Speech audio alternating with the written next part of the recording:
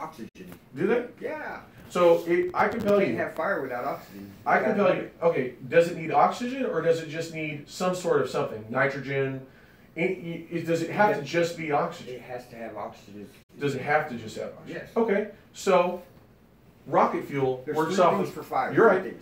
things. Can oxygen be liquidated? If you get it cold enough, anything will become a solid, right? Liquid, yes. Yes, or liquid. So I can tell you, if you look at the NASA website or anything that they actually have liquid oxygen and liquid nitrogen to help fuel this rocket.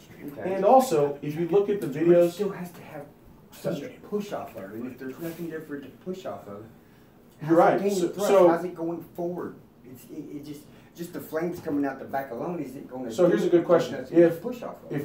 if we're next to each other and I stand perfectly straight up and I push you as hard as humanly possible, right? You're going that way, but aren't I going to go back too? No. Why would you? I mean, I'm standing straight up. I don't have a good fulcrum. Say I push off a wall. Bruce Lee didn't. Okay, Bruce Lee. Bruce Lee. But other people. What I'm saying generally, if I push you while I'm in a chair with wheels, I will go back as well. Now we don't have to say this. I know that Newton said it first, but we don't have to believe him. But basically, what I'm trying to get at is that I mean I don't know if you believe him or not. I don't know if you think he's part of the cover-up. Newton was a real person. That shit crazy. Okay, I'm not arguing that he went insane at the end and tried to turn wood into gold. But the fact is that an object that applies force on another object also applies force in the opposite direction. If we were both on wheelchairs, or if we were both in rolling chairs on ice, and I pushed you, I would too go the opposite direction. If there's nothing actually holding us to the ground, we're in the vacuum of space. We can push off each other and go in different directions. So if I were to shoot something like an explosion beneath my feet, it would automatically force me in a different direction. You know how far away the moon is? Yeah, actually I went on there. 238,900 miles is what Google says. So we're able to push off the Earth and make it 230,000 miles without. So we can all agree that planes using regular stuff can go supersonic, can go 700, 800 miles an hour. Yeah. It took, according to NASA, a week the first time to get to the moon. All right? That's using a jet engine. If we were to make an explosive device that literally blew up beneath us, like an atomic bomb almost, and just kept, I mean, you don't have to use atomic bomb, but explosives of any kind underneath us, and we kept launching ourselves upward, and there was no wind resistance to slow us down, and there was nothing to slow us down, so every time we exploded, we just kept going faster, we would be able to get to the moon within a week. Think about that. If you're going only 3 times the speed. Well, that's per se that the moon is even actually a rock up there above us moving around. Okay, that is, if that's true. If the moon is a rock that's 238,000 miles away, if you're going 2,000 miles an hour, that's 3 days, 36 hours of 2,000 miles an hour. Did we get the speed of the what? Space station's for ISS, yeah. 17,000 miles an hour? Yes. So if there is no wind resistance and there's nothing, you're good. That's fine. Me too. If there's nothing in the way, like no wind because it's up there where there's nothing, and it's launched at a certain speed, what would slow it down if there is no wind? If it's not hitting it? 17,000 miles an hour, that's a lot of friction. That's a lot of heat. Yes, if there's something rubbing against it. Do we even have anything that can get that hot? 17,000? No, also Mike. If you rub sandpaper to a wall, it will create a lot more heat than if you rub it in the air, correct? Yeah, but your analogies aren't working out because we're talking about 17,000 miles an hour. Do we even have a metal that can withstand that? I mean, that's a lot of heat generation. But that's not the point. What? We don't even have to have a metal that expands. No, we don't. The point, because see, how? That matters on whether or not ISS is real or not. But the heat is caused by friction, right? If we don't have a metal that can withstand that kind of friction, that kind of speed, then there is no ISS. There's nothing up there. So hold on. I'm going to answer your question. What? Carbon ceramic tile. No, hold on. No interrupting. We talked about this. All right. So, if. But even what he said, can I? Yeah. So even if there's a material, I'll agree with you. Let's just say we don't have a material that handles that heat. All right. It's like satellite. What causes the heat? Friction. Well, yeah. Okay, so what friction are we talking about? The wind against the material? Well, it's not. Yeah. 1 minute. All right, hold on. There's cosmic dust up there supposedly. And Okay. It's all around. So, hold on. Have you ever Googled space junk or how many Yes. satellites are? Yes. But how big is an average satellite? Size of a car? I don't know. Size, even if it's the size, of a bus. So even if it's, Hubble's huge. And okay, what so is the new one, even James Webb? if the ISS, if every satellite up there is the size of the ISS, which is, I don't know, just a mansion-sized home. A mansion, if it's 5,000 square feet Really, it's about over, a big swimming pool. okay, if it's, whatever, just say it's a big-ass mansion. 30 seconds. 5,000 square foot home over a globe that's 24,000 miles. You could have so much shit up there you'd never know. For instance, if you're in a plane, how easy is it to spot a human on the ground? Okay, well, we got dozens of so-called photos from ISS. Okay. We even got live feed. I think we Okay. got live feed now. Yeah, the Japanese. We never see anything on that live feed. Okay. except for the- In a plane, I want you to point to every human on the ground. Well, I could. You could point to all of them when you're What are you talking 40,000. about? Yes. Well, no. You can't see them? What about the ants? Can you? But Can you? still, there's what 25,000 satellites that were made by us. Something like 25,000. That's Yeah. a lot.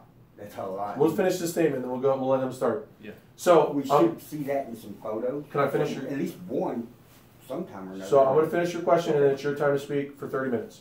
So, even if we had 50,000 satellites, they were all the size of a mansion at 5,000 square feet. All right. We all know how big a big home is. Pick any celebrity. Look at their house, and imagine they're that big. If you were to put them on a globe, around a globe, traveling at 1,000 miles an hour, ignore the part where we can't travel that fast if you don't believe that, but put them around the globe in the circumference of 24,000 miles, which is, if you do the math on that, I think the amount of feet that is, I don't know how much that is. Somebody do that real quick. It's not on there. No, I'm trying to do the foot, 1 mile squared. All right, 1 mile squared in feet is 147 trillion, 197 billion, 952, 147 billion, 197 million, 952,000 square feet. That's 1 square mile. Now, even if you believe the earth is flat, that means that the vastness of the earth is so massive. That'd be like trying to find and count every single ant in an ant pile from a plane. The perspective, as I talked about in my speech, is so vast. Flat earth or round earth, it doesn't matter. It's so big that you couldn't see it. You just couldn't. From my balcony, I'm not going to see every bird flying 5 miles down the road in the air.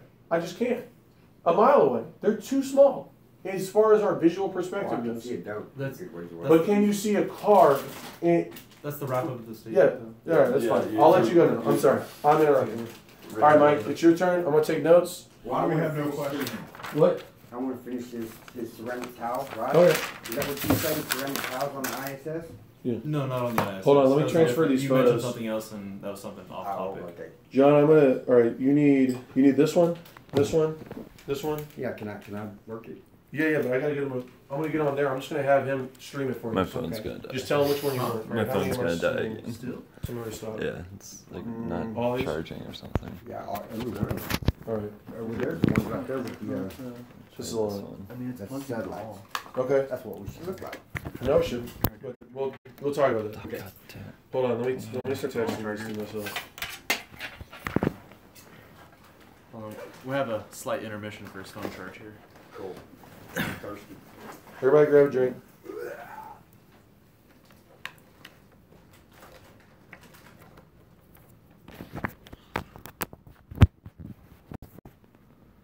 Is that one charging now?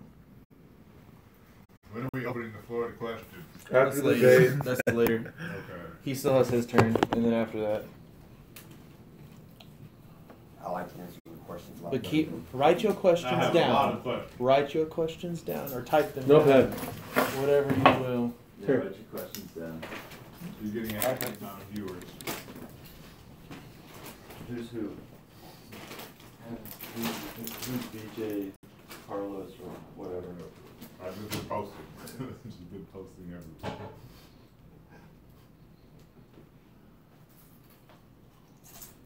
I was about to flip out, man. I was watching this and I seen me walk by and I'm like, I can't do that shit, man. What's going on?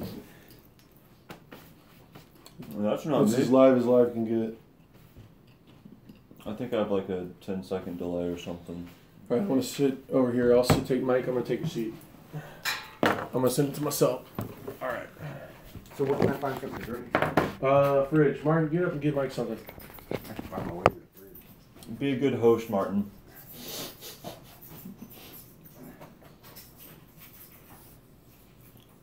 Alright, so I found something to drink. I just need something to put it in. Left of the microwave. That's in the microwave.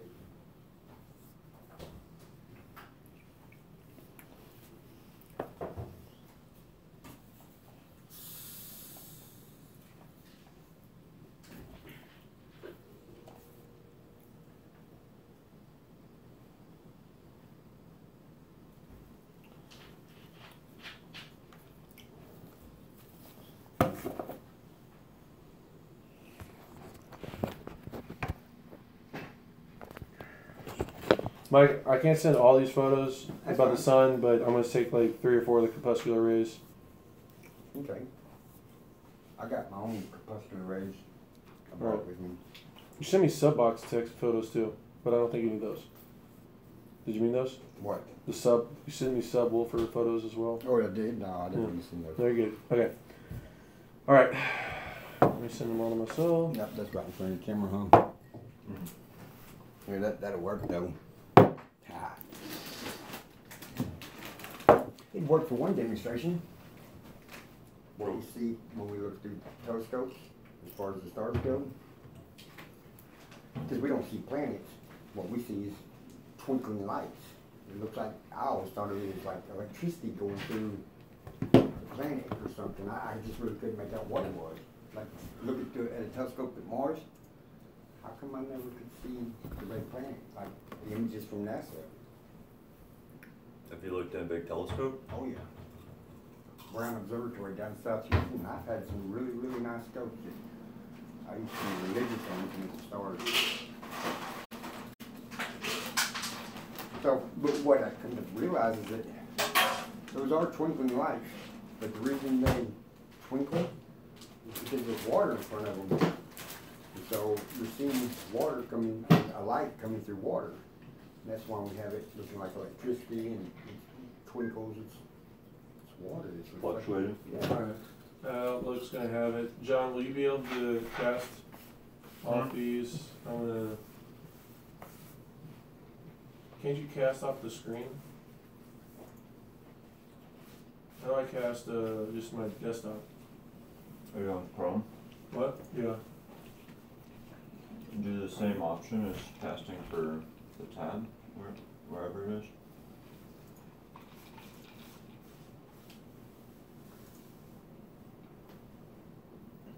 Do this? Yeah, I think so. And it should say... Click the cast 2. Yeah. Here you go. Cast desktop. Is it casting? You click it, Yeah.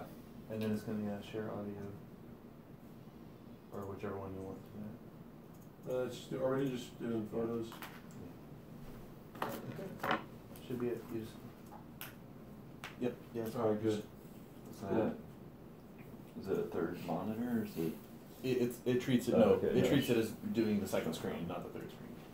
Okay. Which monitor is being cast? That The one? left monitor is the being left. cast. Yes. Okay. Check. Oh, crap.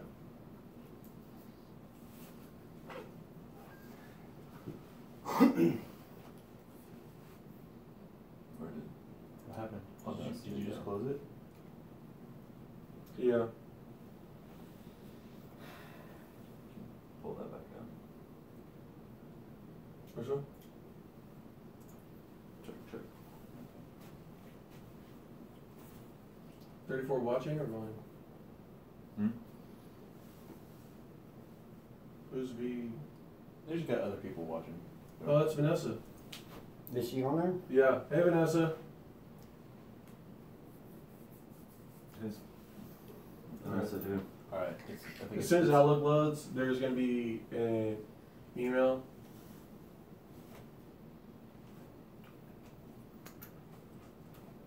Are these all the messages? It's messages of like the past 10, 15 minutes or something.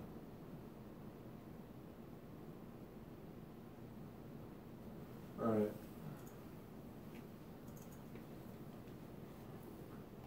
What minute marks do you want me to give you for your time? Do you care? No. Alright, I'll give you one at 10 and one at 5. Okay. Minutes left. I got you.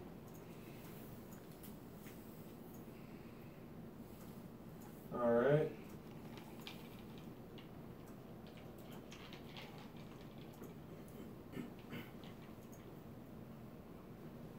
Did I get caught last night? I don't know. What did you do last night? Why is none of this That's really? anyone's question right now. There's no telling.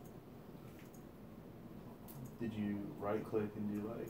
Here, I'm just going to open them. And If you just open one, you should just be able to scroll through since they're all on the desktop. okay.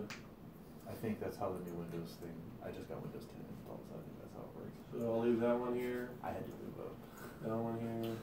I couldn't hold on to 7 any longer. That's more the same. It's the same thing. I know that they're about to cut the support for it. And Right. Windows 10 moves everything around. Yeah. John, I'm going to email these photos back to myself again. I can't become a purist, right? Right. Yeah. Dude, it's so nice. Like, just become a purist. It feels so good. Like, I just think about my computer and I kind of get off a little bit. Alright, we're going to go ahead and start. There's going to be an email that pops up here with photos. Just transfer them to my desktop. Okay. And then obviously Cass, whichever one he wants, transfer them here. Mm-hmm. And then if we are missing one, we'll pause the time so that Mike can find it and we can get it uploaded. Alright. Because I don't want to waste time on this. Alright. Alright, so here you go, Mike. Alright, hey bud. Audio. There should. Why is it still I sitting? have filled out the questions. You might take that. Filled it all Any out. questions? Mike, you I've might had take that any. microphone and pull it to your mouth just a little bit. There you go. Just a little bit. There you go. Yeah, that's better. This ought to spice It's it still up. sending, but it's on Wi-Fi, so it'll go through. Whenever it does, just pull that email up, John. Okay. So we ready? Whenever you're ready. Yeah. Or do you want to move the whiteboard so he can show his some stuff? Oh yeah, yeah. You can just, Just put move it up in aside. front of the door. That's fine. All right, Pimmy. No, Pimmy. Can you see the TV? Let's see here. Yeah, it's on. It's Yeah, on the it'll video. see it. It'll see it. Oh, Alright, you that's. can see it. So, Ready? what I got from what Zach was saying is We're gonna start. There you go. now, Yep. Zach didn't show us any proof of a globe Earth. He kept telling us that this and this could happen, but there was no solid proof or evidence that to back any of his statements up. I will show you proof. I think I'll start with the prop first, if you don't mind. Zach, can I blow smoke in here? Yeah. Okay. How can I do this to where you can see, I want people to see the rays coming off. That's fine. Okay? I can blow smoke? Yeah, that's fine. Alright. It's just a vape. So, it's the only way you'll be able to see the rays. That's fine. Alright. You got your sun. This ain't gonna work either. You want a phone light? Nope. This light's gonna work. It's just. Really You want to bright use? here. You want to use the green one? Somebody hold this box for me? Yeah, I got you. Right. Alright, so. Hold on. We need to go higher. No, it's gotta go lower. All right. Get the camera. All right. Use the phone light. Here, this one's brighter. I want you to be able to see the dots on the ground. Hold on. Yeah, this one. Which one's brighter? I can't tell. This one. All right, hit it. Alright, so does everybody see the dots on the ground? Three all over here. Yeah, we can see it. It's coming in the Okay, so thing. can you see the rays through the smoke? I doubt the camera can, but I can. Anyway, this is where our sun sits right here, okay? If you look at the sun rays, they're sprawled out. They're not necessarily bigger at the bottom as much as they are wider. Like he was saying, it looks like a fan. Now, if I put these holes in this box in one line, you would see a fan. But that's not how clouds are formed, and that's not how the sun rays go through the clouds. So, with the sun being close, this is what we observe in our sky whenever we got sun rays, right? Would y'all agree? Would you agree? Okay, so now if the sun was 93 million miles away, as we pull the sun back, what happens to the sun rays? They get tighter together and they come more straight down. Sorry. Right. They come more straight down. There is no angle to them because the sun's way up here. But if the sun was closer, this is what we observed right here. Rays coming out at an angle in all directions away from the sun. Far away, close. Far away, close. Okay. That's my demonstration on the texture clouds. Now, with the stars in the sky at night time, you have can we get the stars there? Yeah, John, pause for a second, Jason. Should you pull up my outlook? I got it. That's what we're told it looks like. Pear shape. Does everybody here know Neil deGrasse Tyson? Yep. Yeah? He says that the Earth is pear-shaped. That it's slightly chubbier below the equator, and it's kind of shaped like a pear. Have y'all ever seen images of Earth looking like a pear? Not me. The images that NASA gives us is a perfectly round sphere. There is no pear shape, there is no chubbier at the bottom of the equator, there's none of that. So, is Neil deGrasse Tyson wrong, or is NASA wrong? One of them's got to be wrong. Is that the one you wanted? Well, that's one of them, yeah. And there's what we see in the, well, that's kind of like, there it is, there's one. That's our stars up in the sky at night. They all revolve around one star, the North Star. Now, whether it might change on the positioning of the Earth or not, I don't know, but I do know that that's what we see at nighttime as far as the stars go. You have a marker? Yeah, right there. All right. This is my little drawing of the solar system that we have. So here's the sun, Mercury, Venus, Earth, Mars, okay? Now the sun, the Earth goes around the sun, and that's what we call a year, correct? Starts at one point, and as it goes around the sun, comes back to that point, that's what we consider a year, correct? Okay, so we're right here in January. This is our field of view at nighttime. And this is our field of view during the daytime. So, in January, we're looking out this way at nighttime, and you can see the Big Dipper. You see the, Leo constellations and a bunch of other ones, right? So, here we are, we're going around the sun. We get to February. This is now our field of view at night. Same way with March. This is now our field of view.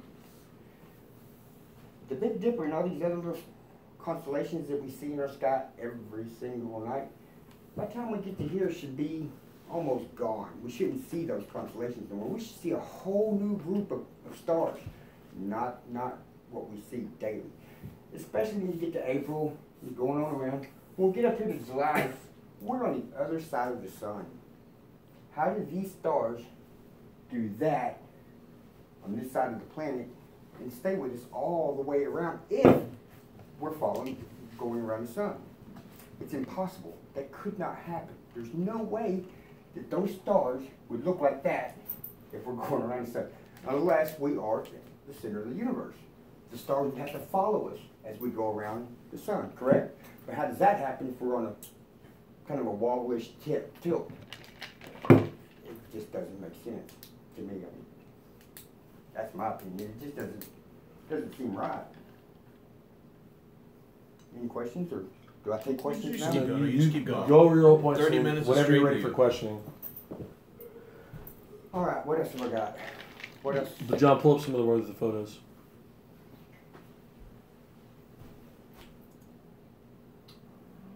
I got a couple quotes in here too. Yeah, these are all the Bible verses. Just start sliding those over. Yeah, we can do the Bible verses. That's You should be able to just direct, yeah. Good. And I'm not here to preach the Bible. Maximize that one? Sure. Yeah. There you go. You got the curvature one? Well, I'll start with curvature. No. All right, so we got the curvature chart right there. This is per Google. On the left is the chart that I normally go off of. Yeah, that one right there. Can you zoom in? Should be able to scroll. Scroll. Control scroll. Yeah, there you go. Okay, so for every mile, you should see a drop in elevation of 8 inches squared. So for every mile, it's 8 inches. 2 miles, we got 32 inches. 3 miles, 72 inches. At 10 miles, we got, what is that? 800, well, 66 feet, 66.68. That's 66 foot, 6 inches. That's a number that you ought to keep your mind on, 666, because it keeps popping up everywhere. So you got 66 foot at 10 miles, as you should see a drop in elevation. And that's a long ways. It's what? Almost. No, it's 66. So how many? Which one? 66 foot. 66 feet? Yeah, that's about a third of a football field. Yeah. So you at 10 miles, which is 2/3. easily seen. I mean, I can see 10 miles, and I got bad eyes. I don't see a 66 foot drop in elevation. In fact, we shouldn't even be able to see 10 miles on land if there was a drop of 66 foot. We shouldn't see that far because it would be going over the horizon, correct? I don't have proof of this, and I don't have photos or video, but I used to go fishing off the Galveston Bay every single weekend. Every weekend. My boss would have me look out there at the piers, at the, what you call them, oil rigs. There was one oil rig that was 30 miles out, and another one that was at 45 miles out. Now, when we sit on that boat dock every day, or on the weekends, I would break out the binoculars if I needed them. Sometimes I wouldn't need them. I could see the oil rigs out there. Couldn't really see anything around them, but I could see them with my eyes. Now, to look in on them, sometimes I had to grab binoculars, but I could still see it. I could see boats sitting in the water at 45 miles out at that oil rig. That told us whether or not we was going to go out there fishing. At the time, I didn't really realize what I was seeing, or that I shouldn't be seeing, because at 45 miles, where'd it go? Go up, go up. See, Go up a little higher, John. 1,000. yeah, it would be somewhere right. 1,400 foot drop in elevation. That's a significant number there. But yet I could see that boat going around that oil rig with the binoculars. That should not have been possible in any way. Now, I'm sure you guys have seen way far off into the distance and seen objects that, I mean, you can barely faintly see, or you can break out your binoculars. You can still pull them into view and see them. They're just like boats sailing away. They say, and I've heard, what is his name? Neil deGrasse Tyson and, what's that other one's name? Bill Nye. Carson. Bill Nye, that's it. Bill Nye. They both describe and explain why we see the boats disappear. They say, well, if you watch the boat, it starts to go down from the bottom up. That means it's going over the curve. Okay, so once that disappears out of our line of sight and the boat's going over the curve, how is it you can look in through some binoculars or telescope and you can still see that boat sailing, just as if it was 10 foot in front of it. It didn't go over the horizon, now did it? Not like what they're saying. It stayed flat, level, which is what water does. Water stays level no matter what. It doesn't change. It doesn't curve. It doesn't bend. The only time that happens is if you put it in a glass or bowl or something. That's when it'll curve. But if there's nothing to hold it, it finds level every time. That's why we call it water level. That's why we use it in our levels. John, zoom back in on that. Sorry.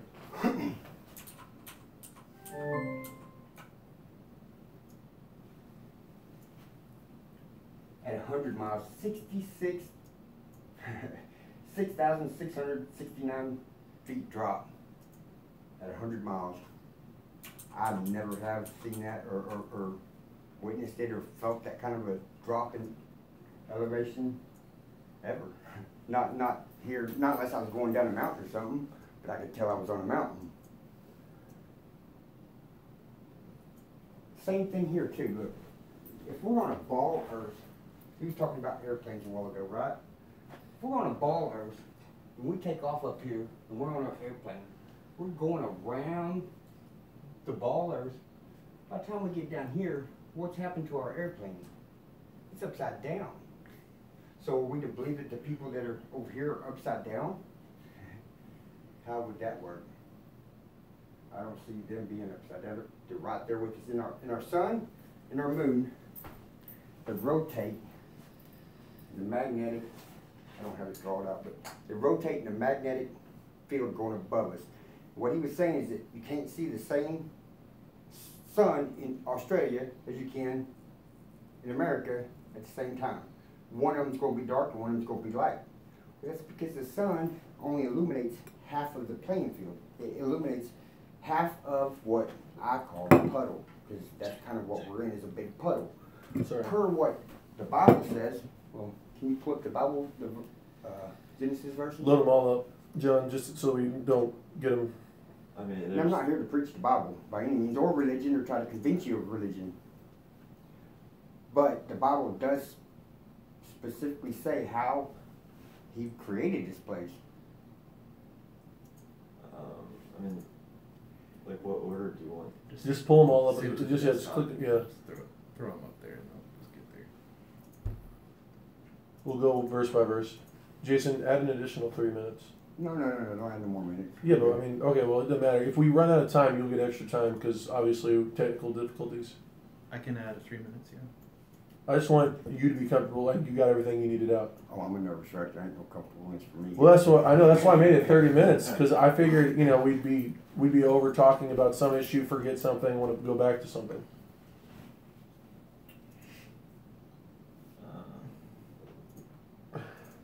It's paused right now.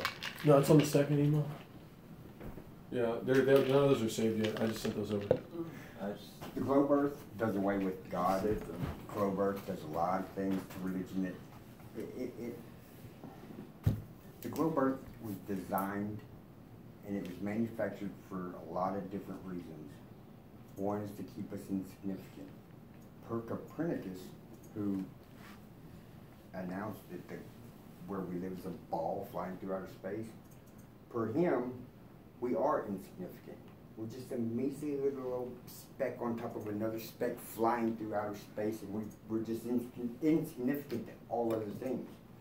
Well, we're lucky to be here, because if it hadn't been for these two little microbes getting together in some water one day, we wouldn't even be here. That's what science, globe earth, says.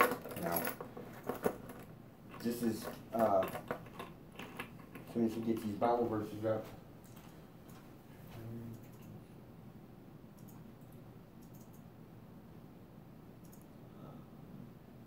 If you click on an image, just try and see if you can use the right arrow and scroll through. No, like on the photo edges or something that scrolls through. If you're not using photo viewer, okay. Are you just clicking and dragging those? I have them all saved to the desktop. I mean, a lot of There this we is go. just All right, there we go. Good. common All right, sense. cool. Einstein said it too, that he knows that the earth is flat because of common sense. Common sense, or his exact words were, common sense tells me that the earth is flat. Common sense. Alright, so Which one is the quote for Einstein?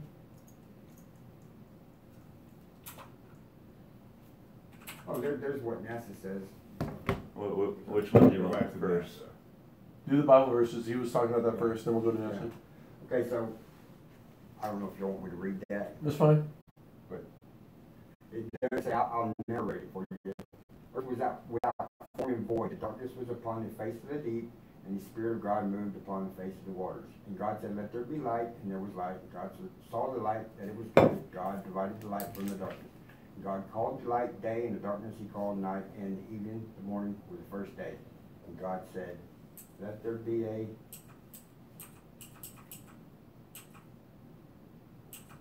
Let the waters, that was it. Let the waters, and be the firmament in the midst of the waters. There you go. Is that where I was? Yeah, on 6. Yeah, okay. And God said, let there be a firmament in the midst of the waters, to let it divide the waters from the waters. And God made the firmament and divided the waters which were under the firmament, which would be our oceans. to the water which was above the firmament, and it was so. So from what we're told, that from what the Bible says, okay, the Bible says that we got water below the firmament, we got water above the firmament. Hence why we have a blue sky. In my opinion, that's why the sky is blue. It's not a reflection from the earth, because if it was, then we should see brown spots up there too from where all the land is on the planet. And God called the firmament heaven, and the evening and the morning were the second day. So on the second day, he made the firmament. He created the firmament, which is the bubble that we live in, or the snow globe bubble, in my opinion. God said, let the waters under the heaven gather together upon one place, and let the dry land appear, and it was so. So once he put the sun and the moon inside the firmament, created the firmament, put the firmament over the sun and the moon, then he created the land. The land came up from the water. So what happened was, and this is just my interpretation of it, that whenever he put the sun and the moon there, he put it over a block of ice. And as the sun went around in a circle, it created a puddle that we sit on. That's what we know now. And so then the land pops up out of the water, and there began life. Where are we at now? 9.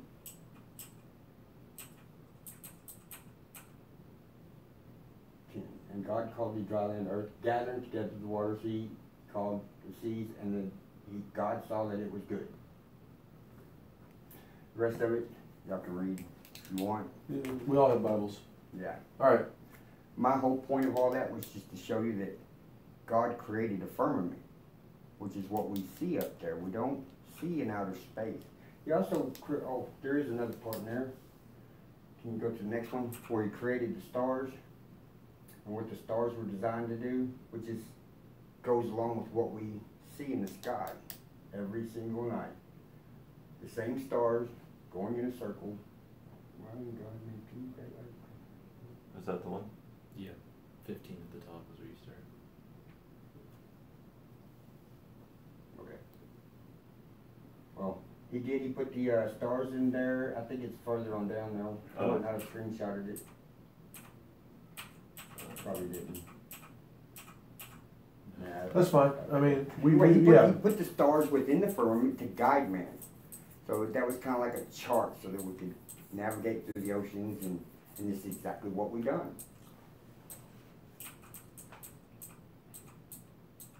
He didn't put the stars up there and say, these are planets in outer space and y'all can go explore them when y'all get older.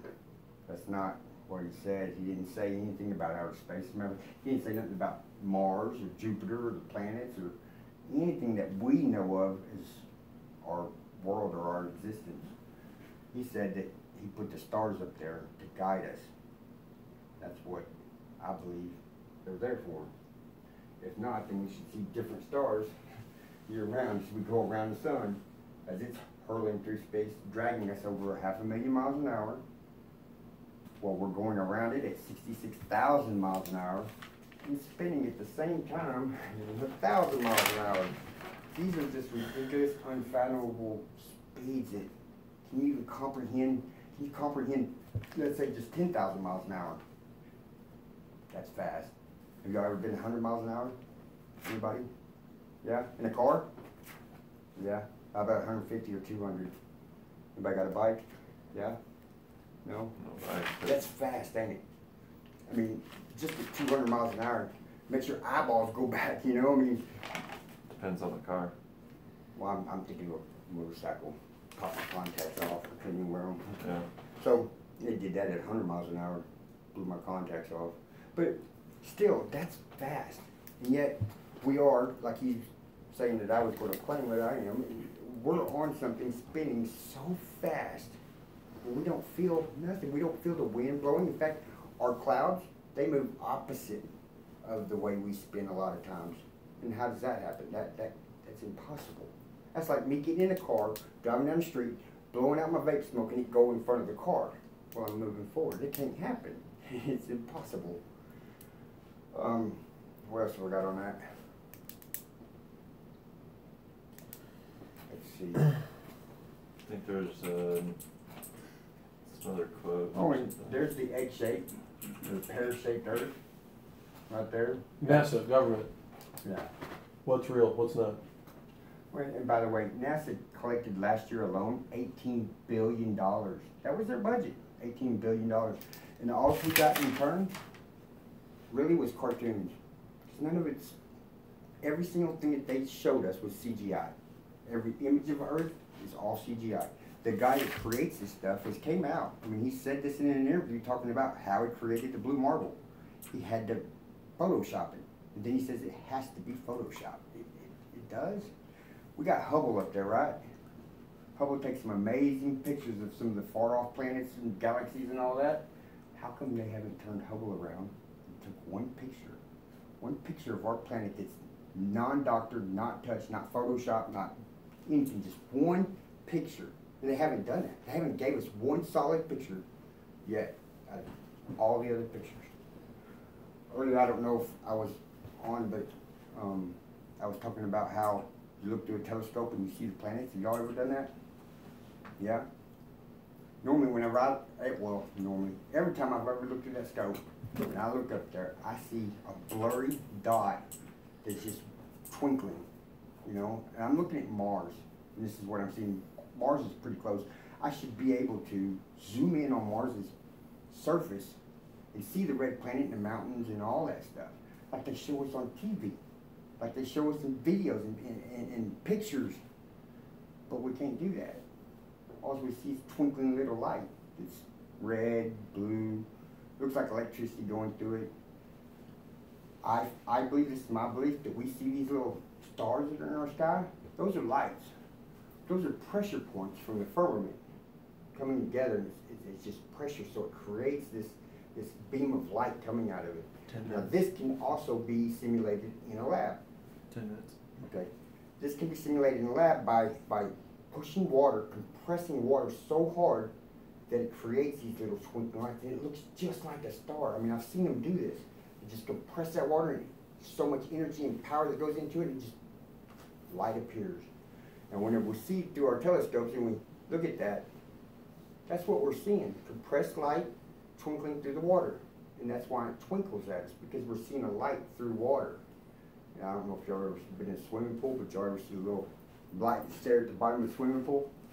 You don't see a clear light unless you got goggles on, but what you see is it twinkles. You know, it kind of looks like electricity or something going through it. It doesn't stay one solid image. Y'all follow, right? Yeah? Mm-hmm. All right. What else do we got? Oh, that's I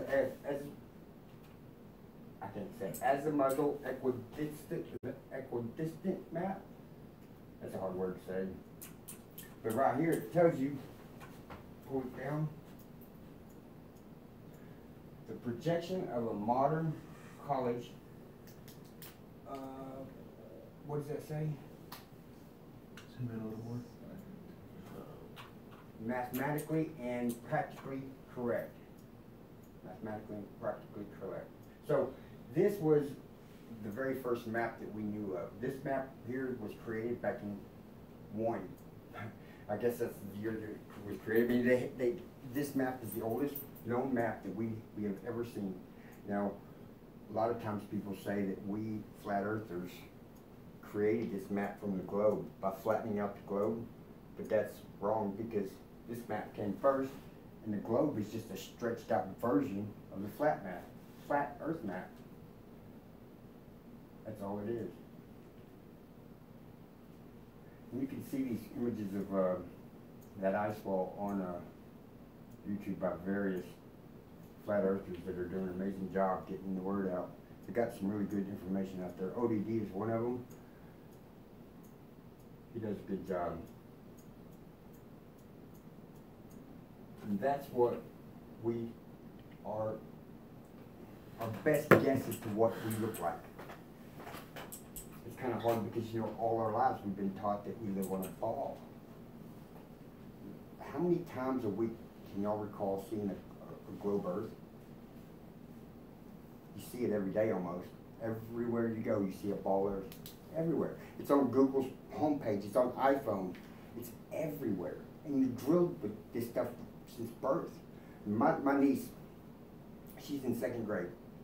You know, she knows more about the planets and stars and the universe than she does math. I mean, she knows everything about our solar system. She can tell you planets in order going all the way out to Pluto. But she doesn't know much math. But that's how they've gotten away with selling the ball Earth to us. We'll probably get into it a little bit later on why we're told this lie, why this deception has been around for so long. It's just like Copernicus's theory. Is to keep us small and insignificant so we don't feel like we are empowered or as long as we feel like we're little, we'll never achieve nothing, we'll never go nowhere, we will never have any thought of exploration or any of that stuff. We're just small and insignificant. That's not really the case. See, actually, we're all divine. We're all very, very important. And I do believe that there are multiple ones of us. Like everybody says you got a twin. We actually got about 6 of you, I think. It's more than just a twin. Too many people look like. Either that or silly stuff like time travel could be possible. I don't know about all that, but you know, this rabbit hole has gone a long ways, and you just can't really shut nothing out because who knew that the Earth was flat? You know, it's kind of like I grew up thinking and knowing that we lived on a ball Earth. I mean, that's what I've always been taught. There was nothing anybody could do to tell me that we lived on a flat Earth. That was ludicrous. It's crazy.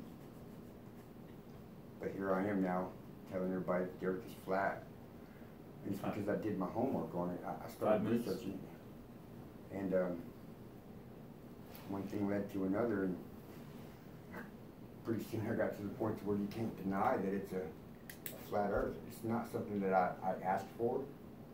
It's not something I've made up, or any of these other people have made up. I mean, we have substantial proof of this, and that's why it's a topic right now. It's why we're all here, because there is substantial, substantial whatever it is, a bunch of proof. How's that? All right, so I'm about done talking. My mouth is dry. All right, let's do CX. Questioning time. All right, Mike. What? Third question. What is So afterwards? You want to put on the headset? Oh, you gotta ask him. Yeah. You want to put on the That's headset? it. Yeah. Are those What questions is? for him? No, that's he's gonna ask later. But this is between us two, and then afterwards we'll leave it open for everyone else. Mike, what is? You said the reasons why they're selling us the ball theory. What is the reason why the government wants us to think that the Earth is round? What purpose does it serve? To keep us engaged. Engaged? I mean, as long as we don't think that there's anything outside of this Earth. Okay. So follow-up question: why are we trying to go to other planets then? If they're trying to keep us engaged, why would they even try to explore other planets? Because they're stealing our money. They got to put on some kind of a show. They got to put on a show. They So got to keep us all distracted. wouldn't it make more sense Give us hope. if the Earth was flat and there was more land beyond there to go out and get those resources or send people out there? Well, sure. But see, that they're keeping that stuff for themselves. Where's any of that information that you provided showing anything past the ice wall? Well, Admiral Byrd. One man. I know what you're talking about. All right. Now, one man versus millions of people who have done research, done photos, done research, looked up stuff, all of the above, whether it be the ISS, you know, going to the moon, whatever you believe and don't believe, you don't have to believe all of it. But even if you cut out 80% of what these people are saying about the globe, being a globe, that's still thousands of people showing thousands of different ways in different photos in different things, correct? Why is there only one man as opposed to millions of people? What? There is, what is it called? I mean, the reason why I ask is... There is a treaty, called the Antarctic Treaty. This treaty is the oldest living treaty ever known. Okay. No other treaty has ever even come close to that. The Antarctic Treaty. It's been around for like, I think, 60 years. They created this treaty to where nobody can go to Antarctica. If you do, you are accompanied by... All right, so what about all the private companies that do that? They can't. They won't get very far. for one, they got to get up a 400-foot ice wall, so it's not really. All right, so where are they going then? Where are all these expeditions going? I don't know. I don't okay. know. All right. I mean, there's stuff that I can't answer because I just don't know. That's fine. It's That's fine. Information That's fine. provided too. I mean, I got. Okay, but the other side of this argument is providing information. What's that? That there's tours and trips and things you can actually do and go do yourself. I have no doubt there could be tours down there, but they're all guided, and you're not allowed to go off all by yourself. You're especially not allowed to go off to the point where the natural resources have been found by Admiral Byrd. You're not. Okay. All right. Okay. All right. I get what you're saying. All right. Okay. The second follow-up question with that is, if I were to tell you right now that if you dig down a mile under the ground, there's actually a race of people down there, like mole people, would you believe me? Don't know. Well, okay, but like lizard people, like no, mole people, like actual mole people. Sure, why could I mean blind? If I told you that I've seen it and they're down there, would you believe me? Yeah, because I have seen the tunnels that we have created. I have patents on okay. one of my other phones where you would take just my word by myself. Let me finish. Where we have patents in the 40s, a tunnel boring machine at 30-foot diameter that could go 10 miles a day. Yeah. This was back in the 40s. This thing could. They're doing it in LA right now. I agree with you. Yeah, what if I told you? What if I told you if you flew up in a plane right now and you look closely at the clouds, you could see people with wings? Would you believe me? What's that got to do with it? I mean, would you believe if I told you that? Would you believe me? Well, it depends. They do have rocket men nowadays. No, if I don't have any photos, I just write a paper and send it to you. Hey, man, I was in a plane a week ago. While I was up in the sky, no clouds, I saw humans flying with wings. I probably think you was messing with me. Okay. Because you do mess with me. All right. Okay. One person. But what if like 1,000 people told you the same thing? Believable? No. Just because everybody believes a lie does not make it true. Okay. Just because nobody believes it. So it's not true if one person says it. It's not true if 1,000 people say it. It could be true either way. Is what I'm trying to get at. Is that it doesn't matter. One person telling you something or a million people. School? What? Did you go to law no, school? I'm literally getting. I'm trying to make a point. But it doesn't matter, right? You're playing a game on words. You're trying to twist things around. I'm not using words. Okay. Just if one person versus a million people told you one thing, it could be wrong. If one person told you one thing, it could be wrong, right? So you really see it for yourself. How can you? Common sense, Zach, can tell you a lot of things. So if you don't allow your common sense to guide you, then Mike, I have a question for you. You're so I have a follow-up question. You told me to look with my eyes, not my mind, before this debate started, and you told me to keep an open mind. Are you still keeping an open mind right now? To the round. Here's where I came into the picture. Okay, so I would try to explain it a while ago, but I've lived my entire life knowing that we lived on a ball. So where you're standing right now, I have been there. So I cannot be more open-minded to what your belief is. To around Earth? For what? Yeah. Because right now it feels like, all right, if that's the case. I am biased to my opinion. To your opinion. Yeah. Okay. Now, Mike, from what I've shown you on here, is there anything that I did with the mathematics that you do not agree with, as far as mathematics go?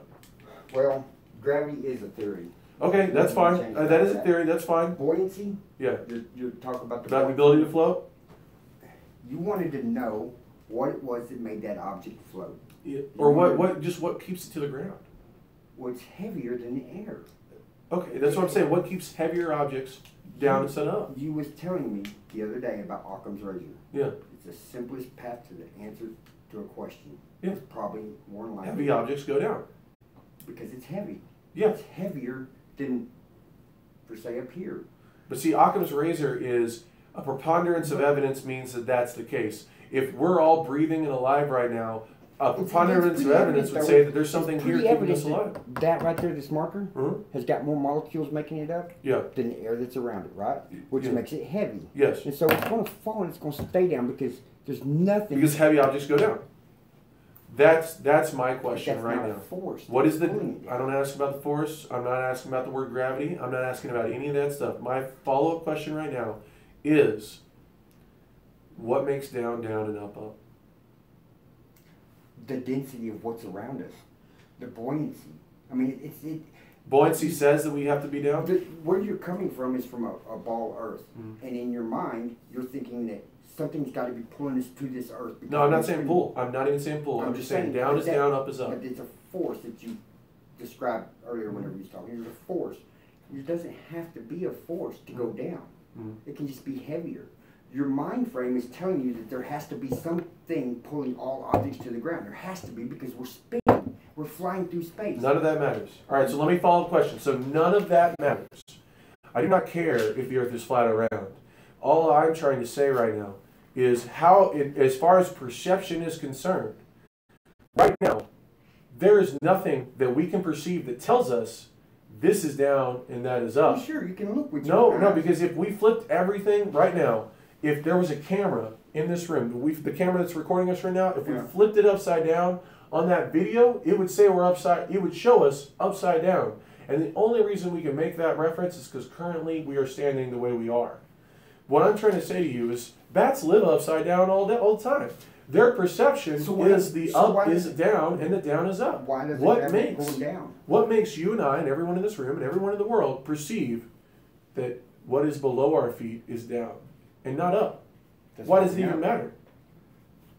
If it's Earth is flat or round, it doesn't matter. It matters a lot to the people that believe in a globe. So I'm telling you right now, if you believe in a flat Earth, does it matter? No, it doesn't matter. Up is up, down is down. An object falls to the ground and stays on the ground. Simple, because it's just heavy. So why can't we call this up and that down? You can if you want. Okay, so that being said, you can also call that green and that purple. Okay, but I mean, you know what I'm saying is that there's no actual reference point. It's just heavy things go this way. It's how we've talked and how we've described actions. I mean, but it's a descriptive word. Hold on. So heavy things go this way. I'm for the camera. I'm pointing towards the ground, and light objects go that way. For the record, I'm pointing up. Well, it depends on how light it is. If it's lighter than the oxygen that surrounds it, or whatever it goes up. It goes up. See, but now with gravity, but why does that happen? Why? Because it's lighter. It's more porous. Yeah, but why does lighter? It has more of a lighter material in it. Okay, so you can actually have lighter objects not go up, and heavier objects go up as well. You know, I mean, there's 1,000 different things. If you put a rock inside of a bottle with a ping pong or a cork inside the same bottle full of water, that rock goes to the bottom. The ping pong does not. Ping pong ball does not. Or the cork does not. The cork has mass. In fact, it has. You could get a big cork. Porous, and it holds oxygen. Therefore, it can't go into the water because it's got oxygen in it. It's porous. My point that I'm trying to make is that something has to create buoyant, heavy, light objects. Any object, it doesn't matter if it's dense, light, buoyant, whatever, it's going either up or down, one of those two directions. Not left, not right, not any which way except for up or down. Right. 5 minutes. Something is creating that. Something is causing buoyant objects. I'm not saying buoyancy is causing it. I'm saying something is molecular makeup of that object. Exactly. So that's density. Again, this is why I define both of those things. Something can be buoyant. Something can be dense. You are denser than the air. Right. I am denser than the air. I'm on the ground. Yes. What causes a dense object and a buoyant object? Because molecules are closer together, which makes them heavier. Yeah, but who cares whether it's heavy or not? Well, it still goes down. No, I don't. I don't. That's what I'm saying. It doesn't matter if it's heavy or not.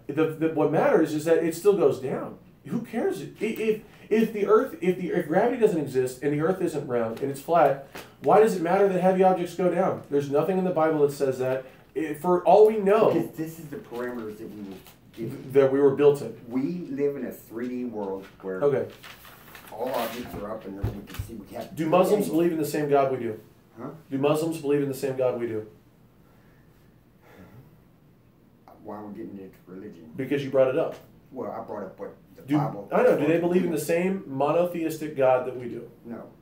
Do Jews believe in the same monotheistic God that Christians do? Okay. Do they all come from the same religion, though? Religion is different in every culture. For one, in my religion. Okay. All right, that's fine. I think religion does the Bible state that we should have multicolored clothes, or does it say that it's a sin to have them? Why? What's that got to do with? Does it say that we should be stoned if we wear multicolored clothes? I don't know. So for the record, it does. Another question, because we're running out of time. So there's ocean above us as well? Yes. Why is it that on a sunny day when it's blue in the sky, if you get in a plane and go fly somewhere, you'll get to an altitude where it's black? Black, you Yeah. said? I don't know. Okay. I haven't never witnessed a black I'll show you sky photos that I unless took it's myself downtown. in a plane. Okay, so did you ever see the stars? Okay. Do you know how the camera works? Do you know how See, that's another light thing. absorption in a camera works? That's another thing. I mean, have you ever? Yeah, All right. yeah. So you know what a long exposure photo is? Mhm. Where something that's dim, if you leave the lens open, it'll absorb more light and make it brighter. Mhm. So you can take a picture of a mountain at night, and if you leave the exposure open for a minute, that mountain will look bright because it absorbed all the ambient light around the mountain. Correct? Yeah. Okay. That's all I got on that. Well, Pear shape. No, you see that you can, No, I'll go into it during my speech. Pear shape. Did you quote Neil deGrasse Tyson on that? Did you have the actual quote where he said that the bottom and the top are only different by maybe 100 miles? Oh, no. He said more than that. You can pull up the video. I know, I will. In fact, he says there's a great distance. What is the distance from the highest point on the Earth to the lowest point that we know of? We've talked about this yesterday. I know. I need the answer. I don't remember what you said. Okay. All right. What does that have to do with the flat Earth? We have places on it. Perspective. We have places on Earth that you can go out to the salt mines in Nevada, 400 miles in any direction. How much is the GDP? How much is the GDP for the government right now? Every year, how much do they spend? More than what they need. Over $1 trillion. More You said than NASA spent $18 billion last year. Do you know the percentage of that out of $1 trillion? It's less than 1%. So they're just getting more and more and more of our money. So if this was one of the biggest cover-ups the world's ever seen, which it has to be, because of how. So if it's the biggest cover-up the world has ever seen, how is a fraction of 1% enough money to cover it up? 1 minute. What makes you? And that also goes back with the people that they have to keep quiet. Mm-hmm. You know, NASA houses how many astronauts? Not very many. Let's say they house 15,000 people. They have over 2,000, 3,000 employees in Houston alone. Okay, so let's how much money would you want to be silent? If I paid you right now, how much money would you take to be quiet about flat Earth? How much? How much would you want to have? Just let me be comfortable for the rest of my life. I'll be good. Okay, but I'm not a sellout like that. I wouldn't do that. No, I know, but I get what you're saying. But for people who are sellouts, how much money do you think they want? The biggest conspiracy in the world, they have all the proof. They work for NASA. Don't you think that they would need to be paid off hundreds of thousands of dollars? Not every knows about the Earth. I mean, they only know what they've been told. Okay. And as long as they've been told so what work, on the composite photos of NASA, the quote you're talking about, where he talks about how they took highly rendered small photos of individual segments of the Earth and put them together to create the images of the Earth. Images of satellites, supposedly. I'm gonna finish my question. Go around So yeah, it's where the full quote where he took small photos of smaller parts of the rest of the planet. Where in there were they talking at all about? And NASA admitted, true story, that it was a composite photo. One, do you know what composite means? And two, I never said composite. It's Photoshop. It's doctored and it's rendered. If it's even a real picture or pieces that he's put together, I have no idea. Okay, so that's what composite means. Because For the NASA record. has Composite means to put together pieces. NASA has yet to give us anything that is credible, any information that is real. So all the photos that are current. I'm sorry. I'm just going to ask this one last question. So all the photos that are from the ISS, that are from the Hawaii 8, that are from every satellite ever put into orbit, that are from all the rockets, they're all not real. Right. All the way back into the 60s when computer chips didn't exist and you couldn't create CG, and the best animation that we had was Disney making a black and white cartoon of Mickey Mouse. And yet we was able to fly to the moon. How did that happen? All right. I mean, okay. We ought to look at the lunar landing. I wish I would have gotten pictures. I'm not talking about whether or not the moon landing is real. I'm just talking about whether or not we were able to get an object in space. I think that's it. All right, let's go. All right, next round is 20. Let's take a break. What? 20-minute round. Yeah. Or no, it's that was the intro speech. Now we're doing 20 minutes. I'm going to refute what he says. He's going to refute what I say. No, it can't go that much. Fine, this will be the last speech then, if y'all really can't handle it. Dude, What? questions and I hear you. answers. I hear you. All right. Now we'll do follow-ups. Okay. Oh, shoot. Good? I wish I would have got a little bit more relaxed and comfortable before I started all this. Okay, guys. All right. So, I think we should just like open it up. ready to go? Jason?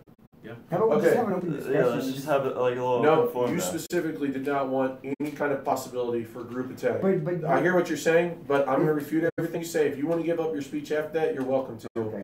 But after that, we'll do open discussion if Keep it that's like what you want. I didn't know what I was walking 5-10 into. minutes. I hear Yeah, what? do like a. I made this very structured from the get-go. Oh, yeah. I got All you. right, so let's start from the beginning.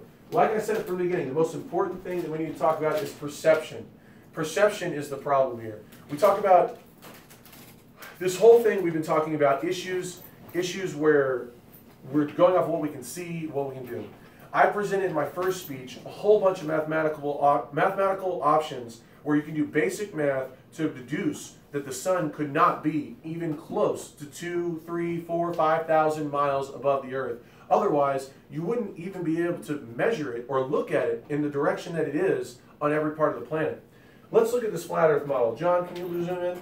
First of all, if you notice, there's a whole bunch of details here that are clearly not set up by a map that was created thousands of years ago. John, I need you to just Google oldest world map and show the difference. Cartographers didn't have the ability to make maps this detailed at the time. What you're looking at is a composite render of the UN symbol, which was the original creation of this map. Feel free to research this yourself after the fact. John, pull up photos of early world maps on Google Maps.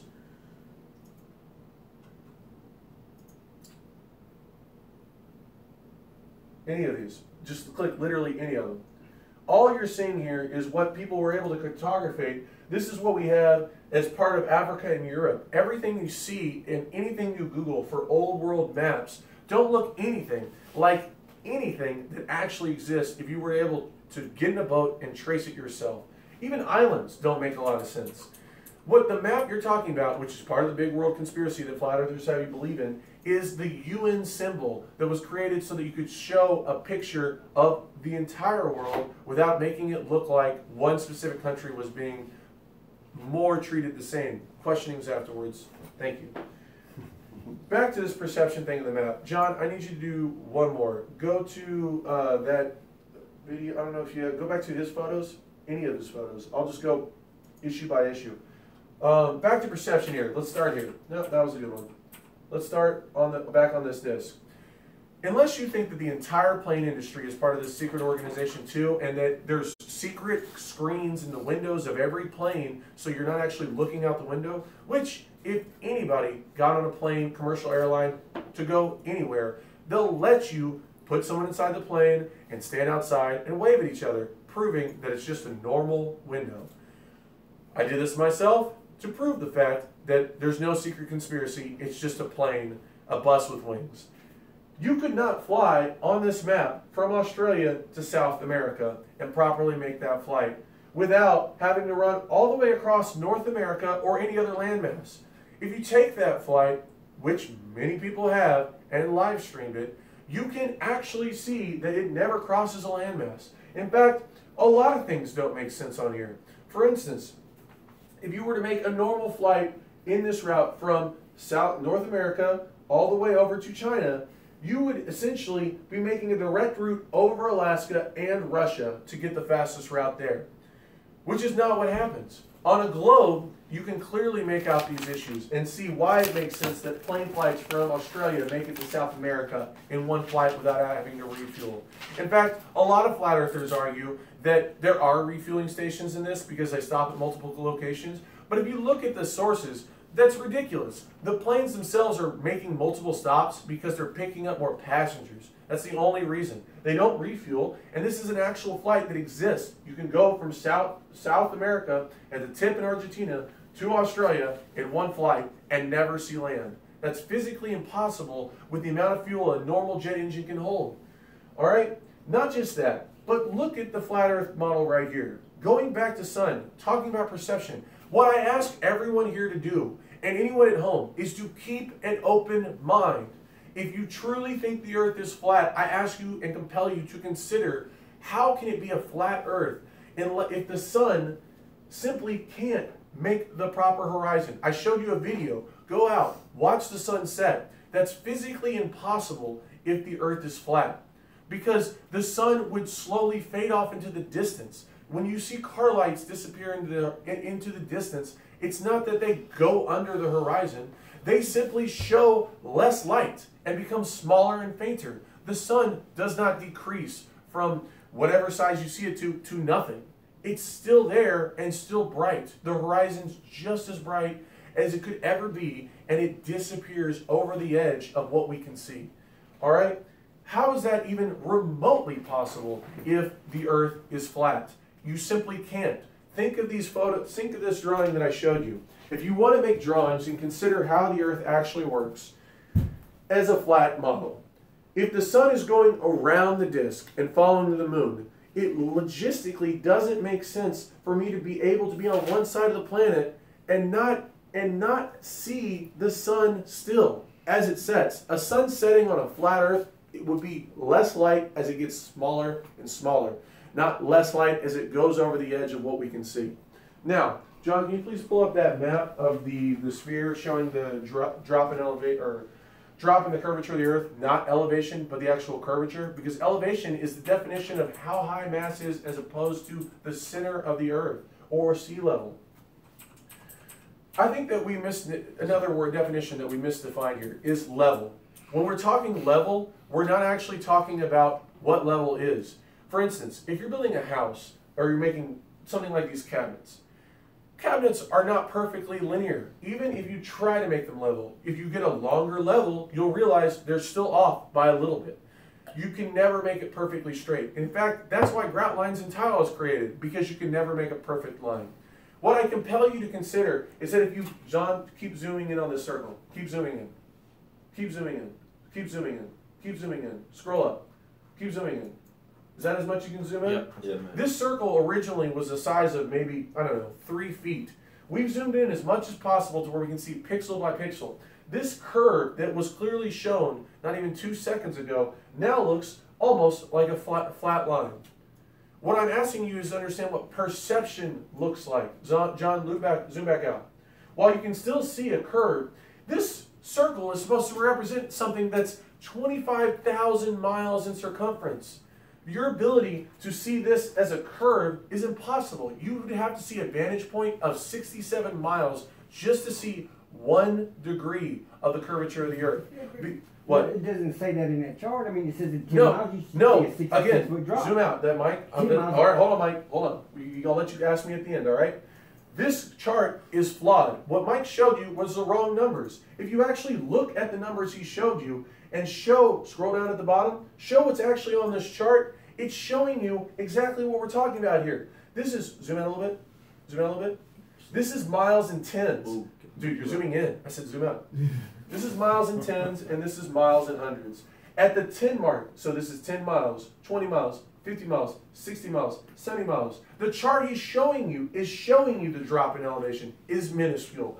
The one above it, miles and hundreds, 0, 100, 200, 500. You don't actually see a curve until you're hitting a 500 mark. His own chart is telling you that the curvature is massive. These numbers are what we're talking about. John, zoom out. Let's go to the actual digits, please. Let's go. John, dude, I feel like you're just messing with me now. Please. Zoom out a little bit so we actually, I can't read them. Okay, no, you zoom out. Thank you. All right. What we have here is miles and inches. This is miles in reflection to this linear line. If you were to draw a cube through the center of the Earth and go out from a specific point on a circle, let's just forget the Earth for a second, on a circle, mathematically, if you were to draw this square and cut out a section of a circle, this line right here dips at that specific ratio, which is the same as any spheroid within, I don't even know, a millionth of a mile. What I'm trying to tell you right here is what he's showing you is the drop. If you were to stand all the way out here on this imaginary line, the drop from this line, from this point, goes that way. John, can you rotate the image? Rotate? Hold on. Rotate the image. Oh, you're asking a lot. Thank you, sir. Rotate it 2 more times. This picture is always shown by flat earthers for one specific reason: perception. If I show you this exact same image looking like this, pretending that that exact same point is where you're standing, Now, it doesn't look like the earth is dropping off, as they like to say. It looks like it's actually going up.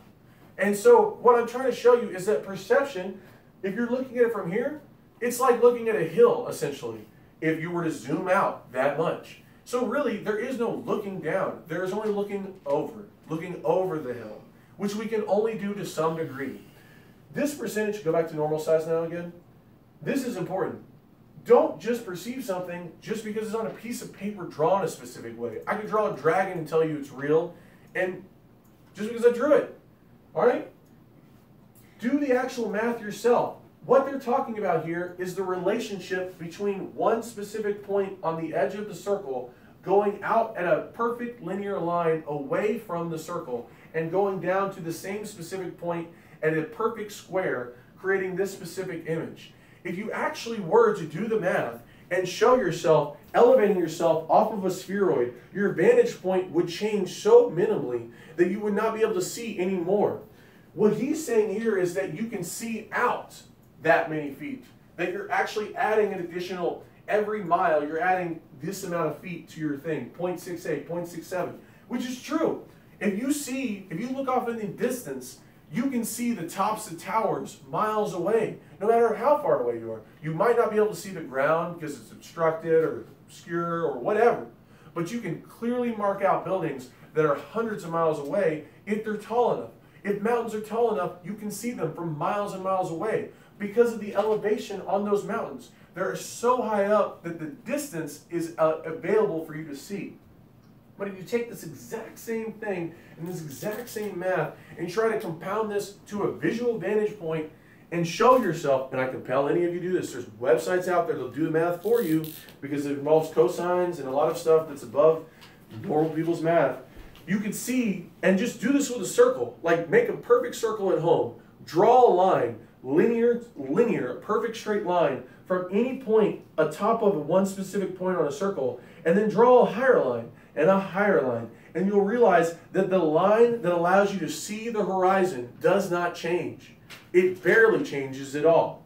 And it's not until you get to a massive amount of distance away from a sphere that you're able to actually see the entire sphere. Look at what I'm showing you right here. I put 3 different spots and basically drew shit. And you can still see that even at these angles, you would have to be all the way up off this drawing to be able to perfectly see the full distance of the curve. At these angles, this is not a straight line, but if you were to make a straight line, there's still curve that you're not able to see around. That's basic. This is geometry. You don't even have to pretend that this is an earth. All right? Now, let's talk about God. All right? Since Mike brought up religion, Judaism, Christianity, and all the Muslims on the planet believe in the same exact God. They have different Bibles that stem from the exact same Judaic religion.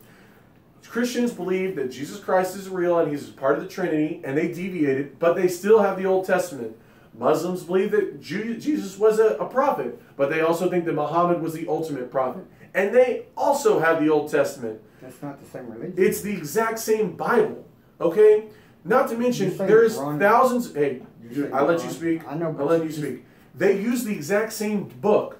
They talk about the exact same issues, all right? Not just that, but you have to realize that there's 1,000 things in the Bible that don't even make sense to these days.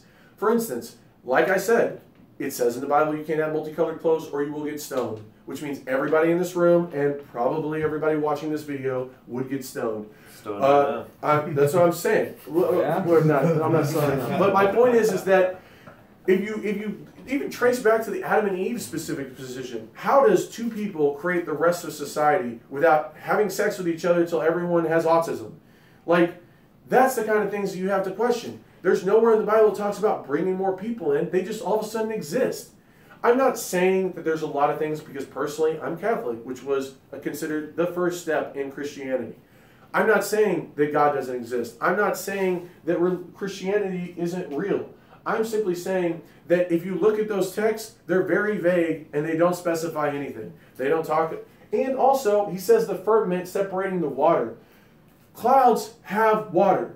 We can all agree that the rain is dropped. That's why I actually have this information on here, because on average, a cloud has 1.1 billion or 1.1 million pounds of water in it, which over the square footage means about an ounce of water for every square foot of, which is this box right here. So it's obvious that there is water above us. We have rain. This is the separation that, if we're going to talk about the Bible, exists. All right. Moreover, on to the blue sky. I personally have photos. John, pull up my photo album, Vacation in Wyoming 18. I personally have photos of me in a plane where I'm actually taking a photo above the ground, middle of the day, and it's dark as night above me, but if I was on the ground, it would be blue. I got in the plane, it was a blue sky. I get up above the ground, and all of a sudden it's black. Sorry, where was this? It's in my photo album. These photos? What? These photos? Yeah, whatever. What? Yeah. In the photos? Yeah, and then Wyoming, wedding, wedding in Wyoming, wedding in Wyoming. What? The very bottom one, sir. I don't have a lot of time. Thank you. These right here, next to me making a goofy face. To the right, to the right, to the right, to the right, to the right. Everything in the box to the right. I'll pause the time till you're... One more over, John. God damn. I'll pause the time while you're searching sir. for it. So you see right here at the elevation I'm at, it's blue. John, go one more over again. Or two more over. Go to any of those at all. Just, thank you. It's clearly blue at the horizon line where I'm still in the atmosphere. But once you get above the atmosphere, it's clearly turning black. All right, this is what I'm talking about. Where's black? Right here. This is a dark black transitioning from blue. Did you take the color test at work? What are you talking about? This is clearly turning dark. It's All right? dark. It's not. This is the middle of the day, and everything below us is illuminated. This is a bright blue that you normally see in the sky. That we look out right now will be that bright blue, and this is clearly turning dark. Okay, But you the said same it was as night. black. I was picturing in my head a black sky, solid black Yes, sky. I'm sorry that my camera sucks. I apologize. Well, I'm just Blue is that. going off of what you were saying. What? My point is that, and this is the last final point, is perception. Cameras, John, just get out of these. I don't need any more. Go, John. Seriously, dude. Why are you? I told you to take this seriously. Like, Get out of what? Get out of the photos. Get out of the photos, dude. Get out of the photos. Thank you. Go back to his photos, please. It wasn't black. Go back to his curvature of the earth thing. My point is all about the perception, all right? Everything that you perceive is not always what you perceive it is. I'm looking in this room right now, and if I only lived in this room and never left, I would tell everyone that came into this room, this is the world I know. If I lived in a cave, I would tell everyone that this is all I know. And if someone said, man, there's a hole at the end, if you go out, there's a whole valley, I would call that man crazy. But it's true. You just have to go out of the cave. Mike says a lot of things about how the government's trying to hold us back and make us not feel like make us feel insignificant.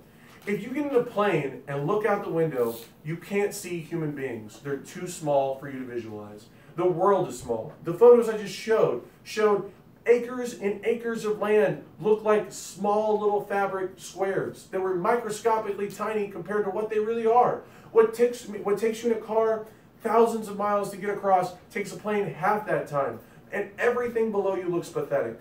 Ants look pathetic. Everything that's small looks pathetic. If you believe that the earth is flat with the measurements that they think the earth is flat with, you still are pathetic because it's still thousands of miles and you're microscopic on that. Not to mention, Mike said we don't know what's beyond the ice wall. Does the land go on forever? Who knows? That still is the whole idea that the government is doing it to make us feel insignificant. Flat earthers would make you feel insignificant because they're telling you that the globe goes on forever, or the flat earth goes on forever, or it goes on past the ice wall. Either way, the idea that the government's excuse is that we're trying to make you feel insignificant doesn't add up. Now, finally, and this is the most important thing, size of the earth, blue sky, God, religion, speed, perception. Speed. The biggest thing that they try to explain to you, thank you, I'm going to keep speaking for another minute though because of all the bullshit. That's all right. Now, the biggest thing that we need to talk about is speed. Mike made a big point about a car going fast or being on a bike and feeling the speed of the bike and feeling the speed of a car. If any of you have been on a plane or a boat or a car, which all of us have, the lurching that you feel in a car is no different than the lurching that you feel in a plane. Yet the car goes 60 miles an hour and the plane goes 500 miles an hour. Mike's relevant point about speed perception is completely in agreement with what I'm saying. If you say that you can't feel the force of the car as it accelerates is a lie. You feel it. But just like a car, just like a plane, just like everything else, like I said before, as soon as you stop accelerating and you go the same speed, nothing changes. Mike agreed that as we get to the top of the atmosphere, there is less and less until there's nothing. I'm not using the word vacuum because I don't want to shape your mind into thinking that it's something else. Turn that off. What I'm trying to tell you is that there is nothing. As you get into the atmosphere, it becomes less and less. The logical conclusion, if you're simply just thinking about it from a normal perspective, if there's more down here and less up there, the higher you go, the less there is. And since friction is caused by wind resistance, if there's no wind, how can you have friction? That's another thing I'm trying to point out. Mike makes a perfect example about how a fan doesn't operate in a vacuum. Agreed. He says that how can we go fast, how we go 1,700 miles an hour if the friction, what? 17,000. 17,000, 8,000, 10,000, pick a speed. Oh, I don't care. How can we go that fast and not burn up instantly? Because there's nothing to burn up with. Friction's caused by two things rubbing against each other. Whether it be sandpaper on wood, whether it be two sticks to make a fire, whether it be car tires skidding on the asphalt, or you running across wind until like a plane through wind. This is all friction. But if there's no wind and no other object that you're rubbing against, there's nothing. There's literally nothing there for you to touch. You're not going to slow down. Nothing will slow you down except for one force, which is gravity, which, as I stated, which he has not given an answer for any part of it, is provable. We literally can drop objects from 6 feet and 60 feet and show that the intensity of it increases as you get closer to the earth, as you move faster. We can show that this is something that happens. Mike would have you believe that it is because it's buoyant. I'm not asking you to, a table is a table. I'm not asking what it is. I'm asking why it is. Why is this table oval? Because some guy created it that way. They made it oval. Why is something buoyant? All right? Not what is it. Buoyancy is what it is. A golf ball is more buoyant, or a ping pong ball is more buoyant than a bowling ball. That's a fact. That is a relationship to the object. This is why vocabulary is so important. What causes it to be buoyant is the question. There is a force. You don't have to say it's a force. There is a pull, Mother Nature, something. It doesn't even have to be called gravity. The entire scientific community doesn't know what causes it. They just defined it. That's all they did was define it. And they defined it as gravity. Mike, do you have questions? I have a bunch of questions. Go. Okay. Let's go back to, well, for one, religion. Religion. Go. Why? Either Christianity has to be the only true religion. See how you can say that all the religions are the exact same, because they're not. They're not the same, but they go off the same Bible. They all use the Old Testament. All three of the monotheistic religions. That's why they all are, say, Judeo-Christian or Judeo-Muslim, because they all use the Old Testament. They all use the exact same opening verses about the Old Testament. The Quran is the Old Testament. No, the Quran, just like the Bible, is not. If you say the Bible, you're saying Old Testament or New Testament. Old Testament is the Torah. Jack, it's like language, how a lot of things have a Latin root. Mm-hmm. Latin is a root, like it's an auxiliary language. So all these languages are stemming off of it. Right. I think that's what Zach's arguing. Yeah, they all stem off of Judaism. I'm looking at religion in a different way. I'm looking at religion as for every country, for every society that was created. But I'm looking at the facts. That religion was created to control the people how they wanted to live. So like Muslims, they got their beliefs, and that's how that country lived. So it was created by the people to control them, which means that God's not real? The ruling class. What? The ruling class. So then Christianity is created by man, and God's not real. I'm not saying God's not real. If you believe in flat earth, you believe in God. Okay, so but you just said that religion was created by man in those specific areas. Religion, yes. Yeah. But God does not have to be a religion. God is there. Okay, Why so do we but the Bible was written by man, so why do we have to follow the A Bible? religion is like an occult. Yeah. It's where all these people get together and they start praising or doing This, whatever they do. this sounds like a cult. How? Because what? All right, so let me answer your question. See, right here is Yeah. the belief in God, a higher power. Whereas over here, there is no God because we came from stardust. Way billion What are you miles talking away. about? In the beginning, God created light, the Big Bang. It's the same The exact Big Bang. same exact thing. It's just scientific Okay, proving. so God Anything created it the proves Big Bang, more right? that God He exists. created the Big Bang, so Yeah. it doesn't say that in Genesis that He created a star and boom, it blew up and all these planets. Okay. burst out. It also said they It didn't created say that. animals. Did it say how animals are made through sex and then 8 months of gestation, No. creating a baby? But I'm telling you, He does not say that some explosion happened. All these planets separate. That would be a big part of the story to leave out. Would it? When you, yeah. Okay. Does he That's say the anything key. about how all the other humans just came out of existence? He created No. Adam and Eve. He does, and then they just had sex with each other over and over and over. That's That what creates autistic that's- children. That's all part of whatever it is you want to believe. See, I don't believe. I Well, wasn't here you to preach choose. the You're Bible. cherry picking. I wasn't here to preach the Bible and cherry picking. No, I'm just telling you what I believe. You Okay. can call it what you want. But you can't use that as evidence. What I'm using is evidence. What is the oldest known book we have? The Bible. Okay, and in But the Bible, I'm in the using beginning, I'm evidence, going off of what math. has been said. Just like you All right. said, the Bible is too confusing. It is very, very confusing. But then why can you use only some verses and not the other ones? Well, because I haven't put all the pieces together yet. But see, I have. I'm using actual evidence. But you okay? So you're. This is evidence- actual math that you can do The yourself Bible and talks prove. of the flat Earth. It does not talk of a globe Earth. It does not talk of. It talks about the space. globe Earth later in verses. No, It it talks doesn't. all around the world. I have multiple read the Bible. times. Doesn't mean I've understood it, but I have read it, Okay. and I've never heard it say Okay. anything about a.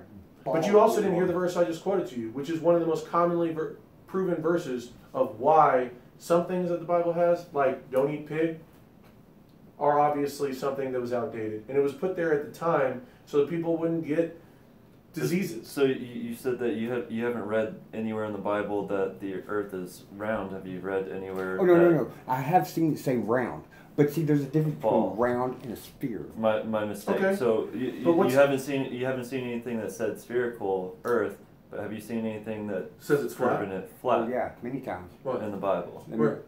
You only showed us one. Well, yeah. And that one said I didn't that- bring all the information to the table that I have. But Mike, I should have. Mike, But, you what know, we're I had trying 2 to tell days you, notice. that's what it's a debate. You had a week.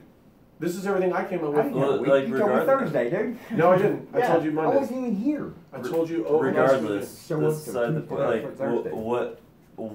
Where in the Bible is it saying that the Earth is flat? Yeah, I don't have all these verses with me, and I can't quote them to you. All right, we can Google it right now. There you go. John, Google it. While we're talking about that, I'll pull it you up didn't for want to you. talk religion, so scratch religion. Put it No, off. it's not that I didn't want to talk. Okay, well, I'm just trying to explain to you that if everybody wants to believe in God, that right there, the Big Bang Theory, the Yeah. theory of evolution, that can't happen. If Yeah, you it don't can. believe in God. Sure No, can. it It's can't. just See, we as people have gotten conditioned to where you can mix evolution with the Creator. Okay. Well, if there's a Creator, that Creator created us. Evolution, we didn't spark up from monkeys. Mike- If we did, why are the monkeys that are like on still Friday, monkeys? somebody installed Not people cabinets in yet. a house somewhere, right? In one of our Why homes. aren't the monkeys How that did we they see do it? now, why aren't they turned into humans yet? Mike, If we evolved from Mike. monkeys, why aren't the I monkeys? don't want to argue evolution. I'm just saying. I hear you, but I'm saying You don't Somebody- want to argue, somebody you don't on wanna Friday, argue the somebody point on that you can't answer, but you No, no, no, I press can my answer that. point I can answer just that, Mike. because I Mike, I can got answer that, but it's a information whole doesn't other mean that debate. It's not true. remember how I told you we're only talking about the Earth flat? I can We talk also about said we was evolution gonna all be day long. biased, but What? we're not. I said, we also said that we was going to be open-minded. But you're not, and I am. I'm But you're doing all the not. math for you, Mike. I did the math. I'm not asking you to do the math. I don't need that to prove that the Earth is flat. You can look out of a window and look in any And I direction did. for I showed you a miles. video of the sun setting. Can you explain me that? Oh yeah, exactly. How? You know, you can see that sun whenever it's setting, correct? Yes. You can look directly into it Yes. with your eyeballs. Yes. Can you do that whenever it's right above you? No, because there's more atmosphere out there. No, because that sun is closer when it's right above you. As it's going away and as it's coming up, But then why does it still go down? It it should doesn't keep go up. disappearing. It does not go down. It just meets the horizon and it comes together to All a right, point John, where can it you pull that video up again? disappears. Because it definitely doesn't do that. It goes down. It goes down. Like it literally goes down. That's because you're so far away from it, Zach. You Mm. can't actually see that it's going. It keeps going. Light has an expiration on it. It's not going to continue to light up the atmosphere. You're right, so but it fades. It And you fades. can see that in the sky. Okay, you can see that it fades. I won't explain to you why that is. We've talked about this before. But what I'm saying is that you watch that become dimmer and dimmer it's your and dimmer. perspective too. You are preaching perspective. I know I am. That's a part of your perspective. John, here, hold on. Let's show you right now. What you're talking about, when you see a car disappear, it begins dark eventually. What I'm showing you right here is it's literally going down. I can show you video where the sun never even goes down. It just makes one big circle above you. It's not doing that. But I can show you video where it part does. of the world, sure. Yeah. Why is it that you can see that in part of the world, in other parts you can't? What? Because you can see this anywhere. The sun is going around the North Pole, okay? It's on an axis. What is it? How does this happen? How does that happen? Explain to me that. Because it's moving away from you. No, it's going down though. It's going down. Whenever you look down a hallway, let's say you got a mile-long hallway. Yeah, I know. And everything in that hallway that you're gets looking smaller, at, it goes all to one smaller and smaller. That's not getting smaller. Going away though. It's not getting smaller. It's literally just going down. No, it's not. It's not getting smaller. That's my point. It's going around. If you watch car lights go away into the distance, they get smaller and dimmer they and just smaller. kind of fade out, just like that sun does. It's not fading. Do you see the light coming off of the sun? Do you see the light? What I'm saying is that how can I not is just the light keep coming off the sun not fading? What are you talking about? I mean, it's the sun's going down. but the light around the sun is fading, correct? Because it's over there and you're here. But you can see the sun. That's not getting any dimmer. Yes, it is. You're looking at look at the sky behind it. Okay, I don't want to explain to you how lensing works because that's a whole other story. No. I'm asking you why is it going down? It's not getting dimmer. It's going down. But you can see the sun's reflection, the light coming off of the sun is a lot dimmer than what it was when it was. Yeah. Okay, I hear you. But it's still going down. Why is it going down? But the light's getting dimmer. So it doesn't matter. It doesn't matter. It's going around. Explain to me why it's going down. Because it's going away, Zach. No, but how does it go down? If I got so how does you're it go saying down? that's going down. It's going under this line. Let's use an analogy like you would use. Okay, so you've got an airplane. Okay, you're watching an airplane fly off till you can't see it anymore. You can even break out a telescope. Whenever that airplane is going around the Earth like it's supposed to, why don't we see the bottom side of that airplane as it's going down on the other side? Why isn't it going up? It's not. What if we're down and it's going up? It's going flat. And whenever the airplane disappears, it disappears what you just see in the back side of the airplane. Let me draw that for you. Not the bottom side. Let me draw that for you. I'll show you why. I'll show you why right now. Because here's the thing, Mike. It's not that I don't want to believe your side. I'm trying. No, but everything I do to check it out and try to prove it right is proving it wrong. We've done discussed this. I showed you a while ago. Here's the sphere. Hold on. Here's the sphere. Yeah. Here's the sphere. You're right here. Okay. You're right here. Upside down. No. All right. Upside down. In the sphere world, it doesn't matter. It doesn't matter if you're in a sphere world. Why? Why would it matter? Because what I'm saying is that if we only feel, hold on, just wrap you around my vision and I'll wrap you around your vision. In my world, but I'm saying, wrap you around the idea of the globe, okay? I have my whole life. Okay, so in the globe idea, it doesn't matter which side you're on because everything's pulled towards the center, no matter which side you're on. Because it has to be, because it's the globe spinning. Yeah. Something's got to hold. Something's pulling it together. You're right. So in the globe world, that's what we see. So it doesn't matter if I'm here, there, anywhere. It doesn't matter. So now I see a plane. But you're upside down. It doesn't matter. Well, yeah, it does. No, it doesn't. Compared to where we're at. In a globe world, it doesn't matter. It does, though. Why does it matter in a globe world? Well, just like the spin of it, okay? When the Earth's spinning, it's spinning faster at the equator, in the center, right? Yeah. Than the outside. So why don't we see that? Why don't we It's 0.03 of 1 mile. No, it's faster than that. We're spinning 1,000. No, you can literally do the math. Like, you can do the math. I've done it. We didn't do it. Okay. John, oh, God, I can't believe I have to do this. John, go to my YouTube I'm videos. just saying, the spin of the Earth is 1,000 miles an hour. What I'm trying to tell you, though, is that in a globe world, everything is down towards the Earth. So it doesn't matter if I'm here, there. Correct? How do you get there and there if everything is being pulled down? I walk around the globe. Or I fly around the globe. Upright? What I'm trying to say is that look at this. If I'm like this, and then I'm like this, and then I'm like this. You're going upside down. No, but sir, if everything's still going towards the center, it doesn't. In the globe theory, see, I'm understanding your theory, but you're not understanding mine. It's not a theory. It's just what I see. Okay, well, I'm telling you what I see. So what I see is a curve that's so big we can't observe it physically with our own eyes. But yet that chart right there says at 10 miles. No, I literally showed you why your own chart proves you wrong. Okay, what? I just showed you. 66 foot not a long ways for you? Sir, no. Is 66 foot from elevation. Here we go. Let's just draw it right here. 66 foot is long. No. Your vantage point is going up. You're trying to use that chart right there and put your perspective. No, if you to draw a little bit it down literally showed that, on your chart what I'm talking about. Yeah, Mike, but what you're saying is you're also associating a guy being, you could see him standing on top of that plane. That ain't the case. If you used to put a man on that ball right it would be so small. So small. Yes. So those little bitty lines that you see right there would be huge. Agreed. The 66 All right, foot scroll down, would be scroll down, 66 scroll down, foot. John. Scroll down, John. Your own chart, Mike. Yeah, what's wrong with it? Here we go. This is in tens of miles. You're at 50, 60, 70. Okay, so on that This piece of paper, it doesn't look like much. But you put it out there, 66 foot, I don't care where you're at, 66 foot is 66 foot. Scroll up, Mike. But just scroll up, like grab like a concept here. of what so this is The concept that they're trying here. to show you here This is is not 1,000 the feet. If I got out a tape measure The Yeah. 1,000 and I show you what 66 foot is straight up into the air, you're gonna be like, wow, that chart doesn't give it justice. Okay. And Because what is a 66 window on a building? What does that have to do with it? Well, I'm just saying, if you're looking at a city, what does a window on a building 10 miles away look like in size? What does it look like? Freaking tiny, right? A window that's as big as that. 10 miles. Feet. Yeah, but at 10 miles, unless it's 66 foot up in the air off the earth, Yeah. you shouldn't be able to see it. Okay, So how would you know what it looks like? Agreed, we can't see Houston. When you can see Houston, 610, you can see Houston from 610, correct? I don't know. Yes, you can. You can see Houston from There are 610. different parts. Yeah. Okay, so You can see 610, Houston from 288, Total 288, 288 and 610, you can see Houston, correct?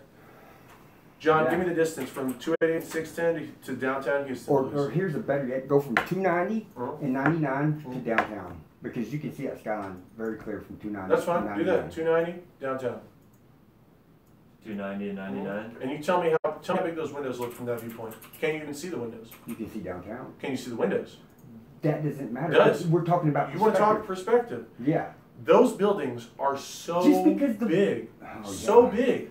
That's what I'm saying, those You windows can see are... the park, you can see where the buildings are on the ground. That is what matters. Yeah, no, the John, what's windows the look elevation small, at 290 and 99? You're talking about 15 miles away at a window that's 2 foot by 2 foot. Yeah, it's going to be small. That's 6. But that doesn't matter. What I'm talking about is being able to see where those buildings sit on So the you're earth. actually arguing against yourself now. No, I'm telling you that those buildings, Uh-huh. from I don't know how far we are, but how far are we? 290 and Grand Parkway to downtown. 290 and 99 Uh-huh. to downtown is Roughly. I mean, it's not a straight line, but about 30 to 33 miles. Let's All right, and look you at can the chart see people standing on the ground. 33 miles. We should see over right at 1,000 foot drop in elevation. All right, That John, would tell me swallow how up a tall. building. Tell me how tall the Williams Tower is. It would swallow up a building, but yet we still see. John, the tell base me of how. it. Tell me how tall. Get Alexa to 902. 902. 900 foot. See, Okay. we shouldn't be able to see those Mhm. things. You're right. You're right. But you're not looking at this chart right. Again, what you're talking about here. This is why it's very important, Mike. What you're talking about here is not your elevation and point to see on the globe. What you're talking about is this vantage point right here. Yes, but on your You are drawing, visibly able on to see your drawing outward. right there, What- your what? drawing right there, you've got a man standing up on top of that plant, right? Or whatever you want to call this thing. Man is really going to be like that. What do you mean? Well, you got a guy standing on No, top. no, It's see, like you're not but understanding. in relation, this guy would be little bitty like that. So these little Okay. bitty tight lines, they would be a lot bigger. Okay. You know? All right. Hold on.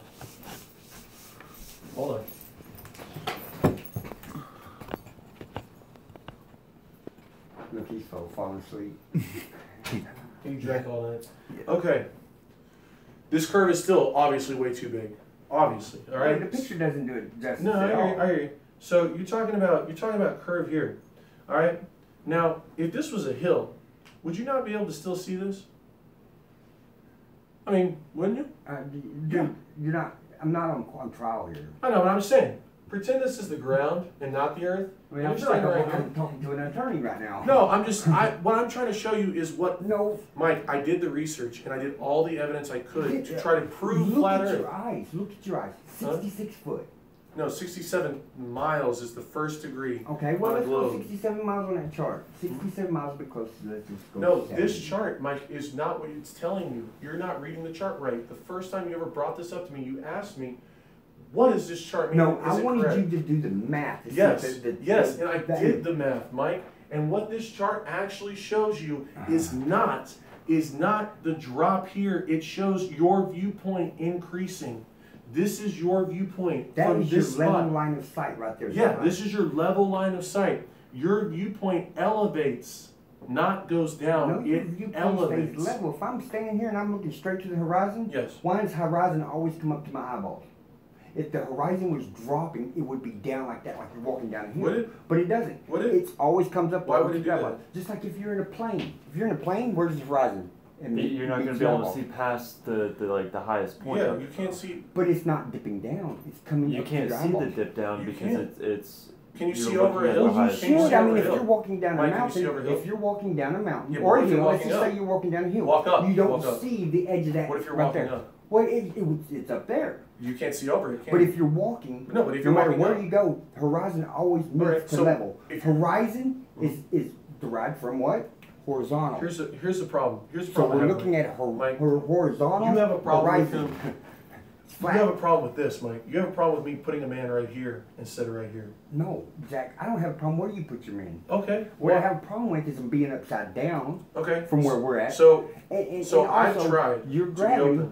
I've tried to be open. You're not trying to be open. I have. I've done math for you, Mike. Huh? I really have. I've been talking to him. I've literally done research and math. I showed you mathematics of how to prove the sun can't do what it's doing. Mathematics. The Pythagorean theorem doesn't allow for the sun. Basic trigonometry doesn't allow for. You have got this globe Earth in your mind, and it's okay. So is math wrong? Is all math wrong? Yeah. This is math. This is 3 plus 3 equals 4. Okay. I do know that right there, 66 foot is a long way. Is it not wrong? 66 foot. Could you tell 66 foot? Hold on. Look, can I tell 66? Yeah, it's 66 foot. I mean that's pretty. I'm trying really hard to make this simple. Look, you're not. Though. A you're squared confusing plus everything. B squared equals C squared. You're confusing it all with all that. Okay, but this is the math to prove that it's either a flat or a round Earth. You want me to do math? That's right there. Why is that confused? Why is that not confusing? But this is. So that says it right no, there. Hold on. Let's just play with it. 10 miles. Let's just go small. 10 miles. You should see a drop in geometric. No, you're not seeing a drop. You're seeing an increase. Then why does it say drop?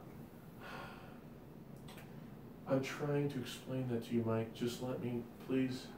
Look, on a curve. What you're trying to do is do some scientific mumbo jumbo. That is the science, man. I'm showing it. That right there you're not. Is what I see is. Okay, so if I showed you a book in Latin and you saw some words that looked like dog, but they really meant cat, and I told you I speak Latin, it says cat, would you not believe me? I really wouldn't care about Mike, I'm doing the math for you right now. I'm doing the math. All right, let me show you. Let me show you. Oh, so does your math come up to 66 foot and 10 miles? Let me show you. Yes. Foot. Okay. Yes, but you're not understanding what that number whenever is. I'm looking out over the earth, my 66 foot is going up. It's not going down. Yes. Look That's what like I'm that trying guy saying you could see the Chicago skyline and it was a mirage. It wasn't a mirage. You can't see it because the elevation from the other side of that lake is not the same. But Mike, just let me do some math for you and show you what I'm talking about. But what you're doing doesn't make sense.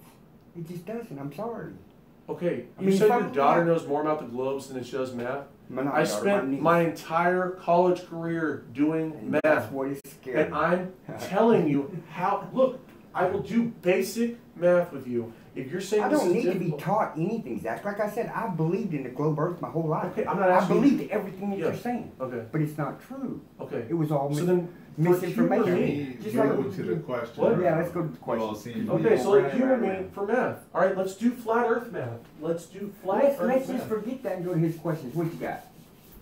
I wrote them down on a notepad. But I want to do some flat Earth math. Question round. Yeah, but your math is just, It's not, doesn't add up. Yes, it literally does that. Your math is telling me that I'm seeing 66 Hold foot on. up into the air whenever I'm You looking can't at. see 66 feet up Into the air. across. Yeah. Hold on. Mike, If you're looking 10 miles, you look, can see here, 10 we'll miles, do right? some You can flat see earth. 10 miles. Yeah. But you see 10 miles and you can see structure? When it should be, Can I if please you're looking, just look? I don't see how it goes Yeah, down. I'm literally going to show you how the math adds. Things don't go down. This is a standard square triangle, okay? We're doing flat math to see if the sun is actually where it says it is, okay? 93 million miles, right? What? 93 million miles. Yeah. Okay. This is for the flat Earth. I'm on your side right now. I'm trying to prove that the sun is 3,000 to 5,000 miles away. All right? Well, I just showed you in that little box over there how it works. No, you didn't do the math though. Hey, I'm just literally going to do the let math. him do this. I'm literally going to do the Understood. math for you, man. Say No, the I don't sun. think so, but What? go ahead. I'm No, listening. I'm just saying. watching. Like, all right. So say 3, 4, and 5. What does that this is gotta a do perfect with it? triangle, okay? This is a perfect square triangle. The math for this, the standard math, is a squared plus b squared equals c squared, all right? So you got a, b, c. A, 4 times squared is 16. 4 times 4 is 16. B, 3. 3 times 3, sorry, 3 here, 3 squared. 3 times 3 is 9. This angle should equal 25 or 5 squared. 5 times 5 is 5. That means that it is correct. If you are 4,000 miles away from, so like you're at Well, now like, flip that little somewhere triangle the other way. Why? Well, because then that would be. Oh, okay, That yeah, was yeah, going you're right, down. you're right. Okay, it still Because works. right now you No, got me you're looking right, at you're right, 66 you're right. foot in the air. Okay, That- so say it's 4,000 miles away, 3,000. The sun is directly above Seattle, and you're in Florida. This angle should be 5,000 miles. Okay. You get the length, not the angle. The length of the sorry, not the angle. Yeah. The length Yeah. from where you're seeing. Angles are degrees. From where you're seeing the sun should be 5,000 miles away.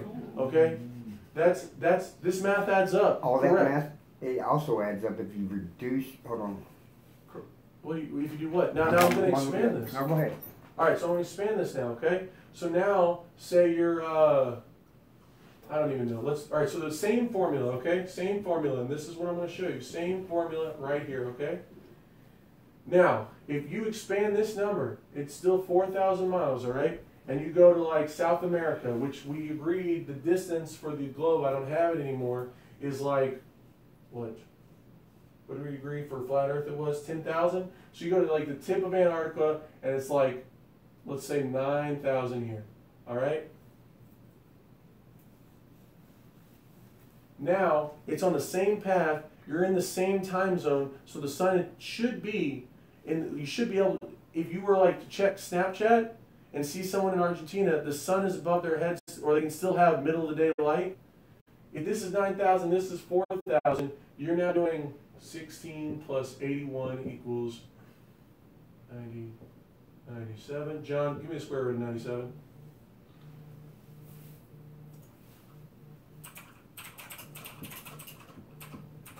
$97 million. Oh. 97 million? Yeah. 9,848. This number is now 9,848, right? So now the same sun has just doubled in distance and yet hasn't lost any of its brightness. You're not even paying attention, man. Yes, I am. I'm doing the flat earth math for you and it doesn't add up. It doesn't add up. This is the math. This is literally basic trigonometry. I learned this in 6th grade, man. So you're saying that right there does not add No, up? it does. That is proper math, but you're not. That's why I need you to understand. If look, this is globe math, right? This is globe. Based off of a curve. This is Because based off it's of globe squared math. because the Okay. horizon keeps All right, it up. so I'm what- going to go to his questions because the math part that you're doing right now, it doesn't make no sense to what that chart reads. Yeah, but you also don't know calculus. I don't have to know it. All right, but I do. Because see, a lot of that stuff right there, it's made to help you with the globe deception.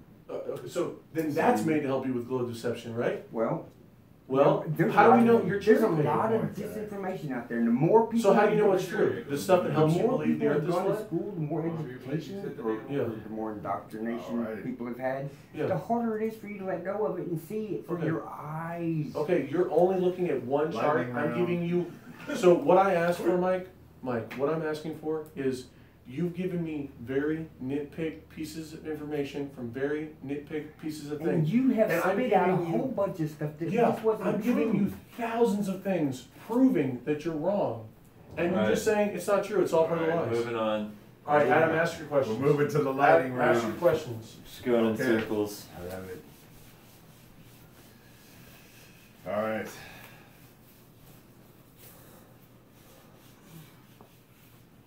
This is gonna go both ways. I'm just All gonna right, fire all right, them go off. ahead, go ahead. All right. Round earthers. Yes. Who determined how fast we're moving? That's very, very easy. If you have measurements at different points in the day, and you know that the sun is a fixed object in relation to where you are on the earth, you can simply say that the sun, you're here, you're rotating like this. If you can measure at one time of the year from here, and again, Mike would say that all this stuff is not true. Well, you can't say but- what I would say, so. Yes, I don't know, put my but words in your globe, mouth. well, no, I'm just saying that none of this you would believe any of this. But if the globe is traveling around the sun, which is provable, do the math, then you can take a point here and a point here at two different times of the year and determine where, or even two different points here and create a triangle and make measurements off of that. If the sun, if you're rotating in one full day and you figure out how the distance is from the earth to the sun, you can then determine this is the distance that you're spinning in relation to that spot. Okay, and the other side of that question is, how do you know we're revolving around the sun and not the moon? Both are constant. Do I get to answer these questions? Yeah. Okay. All right, so the globe version of how you know you're traveling around the sun, not the moon, is because, no, that's harder to explain. Mm-hmm. Because, Stone. no, it's because, okay, if the moon was a centerpiece and the sun was actually that small, that would mean that the sun would be a lot closer. It would have to be inside. If here's the earth, here's the moon, and the sun would have to be somewhere in the middle, which would mean that you would see the moon orbit behind the sun, when in fact, whenever the moon comes, it comes in front of it as a solar eclipse. So for you to prove that the sun is clearly behind in the rotation. If you think that everything revolves around the earth, here's the earth, the moon clearly goes in front of the sun. So we know that both of them make a circular path in the sky. Once you deduce that you orbit around one of these, then from there you have to deduce the other one orbits either, since it still orbits, you still see it in a circular path around your sky, you would have to deduce that this orbits around you. Whereas if you look at orbital paths over 3 years for Saturn, in the sky, Saturn goes like this and then comes back out like that, which doesn't make any sense if, I mean, you believe in anything. Also, the North Pole and the South, or the northern Polaris and the Southern Star, which are completely different stars in the night sky. You can literally go to the south side and look. All the stars orbit around a different star. Both of these, when you look at all the stars orbiting around that point, which is the North and South Pole, you can see that the planets don't align with those rotations because they'll go different angles. Like every night they'll look like this because the Earth rotates faster than anything else. But then if you track that planet over every single night, it actually won't be in the same spot. Alrighty. Flat Earth.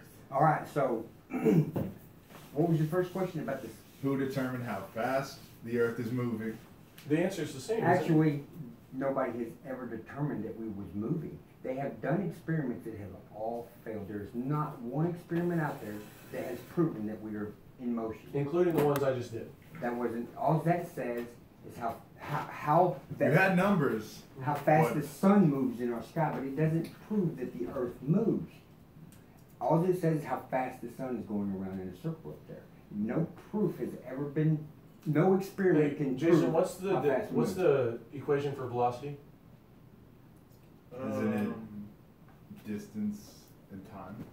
Well, hold on. I'll let you answer your question. Distance Then over let me time. finish mine. All right. Like I said, there is no experiment that they can do to prove that. I just did Distance over time, experiments. right? I just did math in front of you. You just showed how V fast equals D the over sun would T. move. But it doesn't prove that the Earth moves. Okay. To prove that the Earth moves, If I told an ant that he's in a car Okay, moving, he'd look tell up- me bullshit. you can look up the Michelson. The closest experiment that came to proving how fast we move is the Michelson-Morley experiment. Go look it up, check it out. They were trying to prove that we were moving inside of an ether, which the experiment literally proved that we don't have an ether and there's nothing but an empty space. Why would they say there was an ether though? What? Why would they say? Because they always thought there was, and the experiment literally proved there isn't. Where, give me another experiment, Zach, where it shows that we are moving. Not your little numbers up. None of that makes sense. Okay, then none of that Show makes me. sense. None of that makes sense either. If Okay, you're going to then throw out scratch my it. math, you have to throw out Well, your all math math. right there, all it says, it doesn't say that the Earth's moving. All it's saying is the sun is moving, and that's what we this is what we observe, the sun moving, not us Okay, moving. the So math when that we see the sun moving, and you count, you do your math on your shadows, that's just saying where the sun is in relation to where you're Yeah, at. but It's how far it's moved across So the if sky. you are in two different points, like Argentina and Houston at the same time, and the sun is still above your head with the same brightness, then the math I just showed you could not, the two couldn't be congruent. The math I showed you is correct. Argentina, the distance shows that the distance from you and the sun on a flat Earth scale will be double. Yet, even if you take everything that flat earthers believe and you do that math, the distance from where you are in Argentina and where you are in Seattle or Chicago, All that your saying distance is- should be doubled. All that saying is the sun is moving in the sky above us. But the brightness is the same. How is that possible? The if it's only brightness 3,000 does not miles stay away? the same because we don't observe that in the But you daytime. We see can, the you sun can. is brighter in the That's the sky beauty of above the us, internet. and as the sun goes away, I know. we can start to But the see beauty it. of So Snapchat and the internet is you can everything, actually. all your math does not prove or show what we observe. Stand still. It does. doesn't. Okay, next question. What was that? I didn't get the answer part two. Oh, part two. What was that? How do we know that the Earth revolves around the sun We don't. And not the moon. We don't know. and not the moon? Well, the moon, there's lots of questions about the moon. Now, I don't have all the answers about it, but from what I see, the moon doesn't look like a solid object. And I say this because when you observe the moon, you look at the moon, the dark areas, the shaded areas of the moon are always the exact same color as the sky that's around it. So if you see the moon, just next time you see the moon, look at it and see if you can notice where the shadows part of the moon, the dark areas are always the same color. If it's out during the daytime, you see a blueness back behind it in the dark area. Even at night, I've seen them in different colors. In nighttime, it's black, it's dark, same color as the sky is behind it. It's shades different. Here's a Snapchat from Russia. There's also, which, if the I'm sun. doing my question. Okay. All right, so let me finish. The sun, I mean, to me, and from what I observed, looking at the moon, it's transparent. Whatever it is, I don't know. I can't answer that. I don't think it's 250,000 miles away, though. And whatever light comes off of it, it's a cool light. It's not our sun's reflection because you would feel heat coming from it at one point, but you don't. As a matter of fact, you can stand out in the moonlight, and I challenge everybody to do this. Get out there in a full moon and get a temperature reading. Stand up underneath the moonlight. Go to the shade. Get you another temperature reading. Whenever you're in that shade, and I did this with my roommate just a couple days back in the last full moon, in the shade it was warmer than out in direct moonlight. So that says the control was all the same. It was breeze, all that was all the It's same. impossible, Mike. It's not impossible. No, Why don't you like go it's try it? impossible for you to get all the variables covered. If I were to shine a heat lamp at this white board, it would reflect light. But if I stood over there, I would not feel the light from this. I would feel it from the heat lamp. If there was a wall right here that prevented me from feeling You the would heat still lamp, feel I would a not feel temperature the increase. heat, but I wouldn't feel it reflecting off this white board. Would I? You would. You're telling me if I stood over there? Hey, standing next to my truck, I could feel the heat coming off that. Yeah, but if I put a barrier there that prevented the truck from directly hitting you with heat, Well, see, now you're adding another variable. No, sir. Yeah, it is. Hold on, That's hold on. grounds for Here the we go. next question. You're on this side of the Yeah, earth. very The sun's over here. The moon's over on the here. whiteboard. The sun's over here. No, I'm trying No. to What reason. you I'm just trying to added reason. something to the equation that wasn't there in the first place. So it's at night. You're So on. you You're got right a here. wall now. You got a wall. In between. Okay. So well, what I'm saying is how that brings forth another question. You How come should during feel- eclipses we aren't cold as fuck? What? During You do eclipses. a solar eclipse? You feel cold. When the moon goes red. What? When the moon goes When the red. moon goes red. You're never experiencing any heat from the moon. No, but No, there's you don't. a barrier in front of the sun. What are you talking Well, about? the What are you sun- talking During about? the lunar eclipse. No, lunar eclipse is when the sun's here and you block the moon. I mean, during The only time you have a During a lunar red moon. eclipse, during a red moon or a lunar eclipse, the only time that happens is when the moon orbits around the sun and it just happens to land as a full moon right behind the sun, or right behind the earth, and the sun's shooting rays like this, and the moon's here. Now, this is something that I could never explain to Mike, but the way the atmosphere works is there's lensing. This lensing, same as in your glasses, refracts light at just the tiniest pigment in the red shifted light frame, which causes you to have a red moon for only a fraction of a second inside of a full moon. Okay? Both of these things do not have heat. You're on the other side of the planet from the sun at this point, which means that you're not feeling any of this heat. And what I was trying to say with this whiteboard is that if the sun is here, and the earth is here, and the moon is here, and the sun is hitting the moon and reflecting light back, and you're like right here in the middle of the night, and it's reflecting light back at you, you're not going to feel the heat from the sun, you're just seeing the reflection of the light. Why would you feel heat from that? Okay, which question brings is. me to my next question. Okay. Who determined where north is? Why is north north? Magnetic pull. Why isn't the map upside down? Why do we look at There's the no map reason only for a that. The certain math way? can be upside down. Explain. Because Europeans were the ones that first started cartography, and they consider themselves the center of the map, so they put themselves with wherever the compass went, that was their north. It really doesn't matter. There's all sorts of maps from people indigenous people in Australia who have the map upside down. Arbitrary. Yeah, it's I'd like to literally see such arbitrary. maps. You can look them up. Okay, flat Earth. Any reason as to why north is considered? Well, there is a polarity pull there. I don't know what creates it. I don't know why it's there, but there is a magnetic pull for the North Pole. Hence, this is why we get all of our compasses pointing north. Now, whenever Christopher Columbus sailed around there, supposedly, you can go. He stopped in Cuba. You can go around your block, but you don't go around the Earth to get there. No, you just go around in a circle, and that's exactly what Columbus did. No, As Columbus stopped in Cuba. As he was sailing north, he kept north to his left. Let's just say you kept north to your left, and you kept sailing, Of course, you're going to go in a big circle and come right back where you started. North stayed to his right the whole time, and that is possible on a round, flat Earth. Which is a perfect All right, segue so to my next question. hold on. All Okay. We want this He next answered question. Yeah. So if we take a boat to the edge, will we fall off? This is the big question. So What happens on a flat Earth Beyond the horizon. beyond the There's the horizon? How about I answer this one first? Yeah. Okay. The edge is something that we've been told from birth, from childhood, to keep us scared from going there. When we're told if the Earth is flat, there's got to be an edge.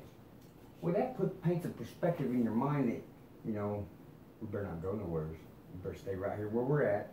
But it's ridiculous to think that there's an edge. Where would it fall off to? Well, we've got to be a globe Earth. There's no other way. Because if there's an edge, then we'll fall off. So it just ensures that thought that we live on a ball flying through outer space. That's all it does. So what is Pat? So he just goes on forever? I do know beyond, there's the Antarctica surrounds us. Yeah. 300-400 foot ice wall. Beyond that, I don't know. I haven't been there. Okay, so But I know it goes on and on. Now there are one of two three. things has There to are happen. 3 other civilizations that have been on this land that says that there are 33 other Yes. land masses that are inhabited outside of our puddle, That's why I like to call it. But outside of there are these maps. And all those people existed before before Anglo-Saxon European communities discovered the Americas. And I'm sure that they wasn't near as advanced as the us, two right? questions all right, so on flat Earth, it either has to go on forever or it has to drop off. It has to be one of those two things. Well, we don't know. We haven't been out that far. What else could it be? It's just like it has to be gravity or it has to be a force pulling. No, it doesn't. So what else could it be though? I don't know, Zach. I've never been out there. No, but I'm just saying like so when we fly in airplanes and they show the flight map and it's curving, are they all flying in a circular pattern or are we taking two currents? parts? First of all, well, what's a plane called? Columbus never went around the globe. He literally kept north, which you can also do on a globe, and he just went across, thinking that he could go all the way around. It was actually Magellan who made the first time all the way around the globe. So just to correct that. Secondly, what you're talking about a flight path, you'll see on a flat map, you'll see those flight paths go like this. Yep. If you took the map and wrapped it around a ball, that flight path now looks like this. Wow. Straight line. Straight line. Yeah, I can hear you. You can't draw three-dimensional objects in a 2D plane very easily. Okay. But here's my question for all of you. What could be past the ice wall? Like, let's just say ice. Right. Forever. Forever ice. Okay, hold on. Hey, I got somebody who wants to join us. Vanessa? Yeah. Vanessa? I must. Tell me, does it go on Hey, forever? can you call Zach's phone because my speakerphone don't work? Oh. She said to keep. She kept calling you. All right. Start calling me. Here, I'm gonna have him call you on your number, on this number, okay? Okay. Call it on this number right here. I didn't even think about it, but yeah, there's Operation Hydrant. That's what they discovered. What? I'm calling her right now. I can't hang up. My phone's broke right there. Tell her to call me again. He said call him again. I have you on speakerphone, but you won't be able to hear us because the microphone's broke. With my next question. Yeah. Call Zach again. He's got his phone in his hand. Okay. Okay? Pi 3.14. Yes. Where does that fit into all this? All right. So this is math. That's math. This has nothing to do with this anything. Don't think ignore that- it. She's that we're avoiding Yeah. Yeah. What? math, All right, we're just avoiding on the math. basis Math of is a derivative. Okay. Yeah, okay, that's okay. literally Math just is- This math. is math. derivative. Throw it out. Question since we're Hey. on. Hold on, Vanessa. Go ahead. What? I'm ready for your question because I've been answering every damn question that y'all been saying. So what's beyond the ice wall? Does it go on forever or does it drop off? Y'all ignoring all my comments. Okay. Well, I haven't seen any of them. What is beyond the ice wall? Does it drop off or does it go on forever? I believe it goes on. Forever? Yes, and I don't know about forever, but I do believe there is more past it. Okay, but what's past that? What's past that, I don't know. So at some point it has to stop. Who am I talking to? Is it Zach? Yeah. I'm also watching you online. All right. So at some point it has to either stop or continue to go on forever. Correct? But that's something we don't know. I know we don't know it, but it has to do one or the other two, right? Like what else could it be? So why do we have to make a decision? I'm watching both of y'all. What I'm saying is if it goes on forever, then we'll never see the end of it. Correct? Well, why do we have to make a decision? We don't know. Can't we just be satisfied with we don't know? No, because we're not allowed to go that far. But do you want to go back? Do you want Well, to go? yeah, no, I'm curious. Well, I I'm want curious. to know. I'm curious. But to find out, we would have to go. Okay. Because they're not going to just release the information But- to us. Okay, but what I'm saying is that does it eventually hit an edge? No, we will hit the firmament first. The firmament is the edge. The firmament is as far as what I'm sure that we can go. It's a dome that sits above us. Okay. That's What's what- outside of that? I don't know, Zach. I haven't been there. Have The you? beyond. Yeah, there's no information on this. Okay. And even if there was, it'd be kept from us because they want us to believe that the Which the leads ball. to my next question. So, these are the government questions. Big questions. Been waiting for these. Okay. We can't get past beyond. We cannot get past out the dome. And the reason because of that is because of also the Van Allen belt. Van There's no Allen way belt. we have been into outer space. See, I also think I can't. I'm not here to talk about NASA space. That's a whole different conspiracy, y'all. We're just trying to prove whether or not the Earth is round. Physically. Government question, and this is the only space question I'll ask. It's all Why haven't we been back to the moon? Money. Money. But understand, put all So your you're saying it's more Why expensive hasn't now to there get to been the money? moon Can than I ask? it was back then? 69.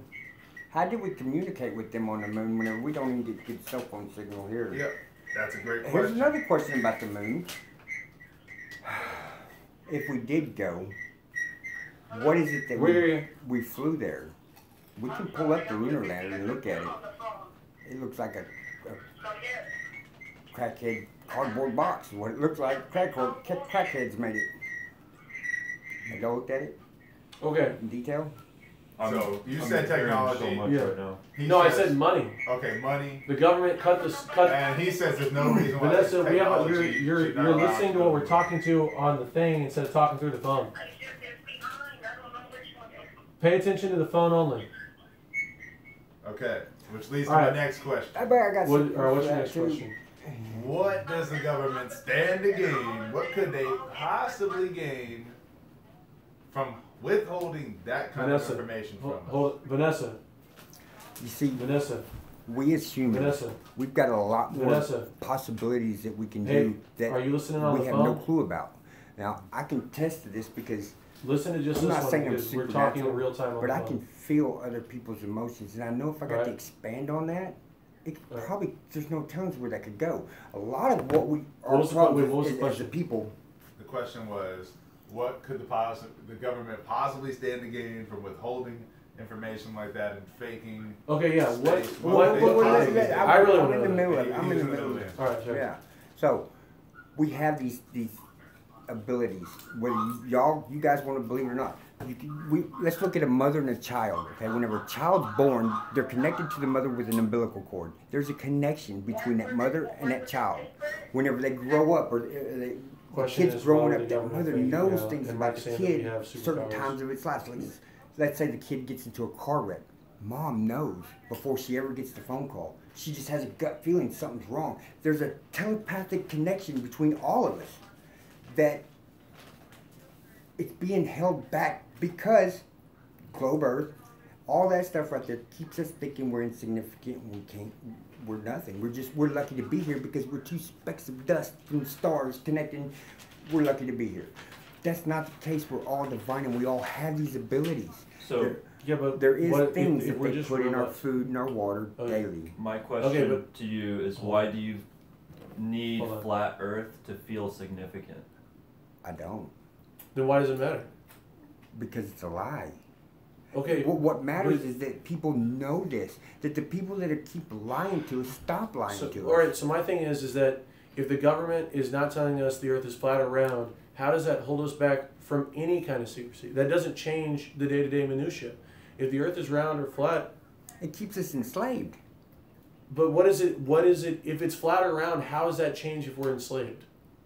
No, I'm just saying, like, if it's flat or Because if if it's round. it was flat and we know what's out there, Yeah. you think we're going to stay right here in this country, on this You- land, but you going to live- work every day Hold and on. giving our money to somebody who's already got hold on. more money than what they know what to do with? Yeah. No, we All right, would be so beyond that. We my- would go and explore. We would want to My go question somewhere for both of y'all. where we could take care of our Right. family and use our own time Yeah, you're still for on our speaker. people. You know what I'm saying? Right. Because right So- now we're feeding the rich. You're not letting me answer. So No, I I'm know going to you- continue you- to. you're going in a circle now, though. No, I'm not. You keep saying the same thing.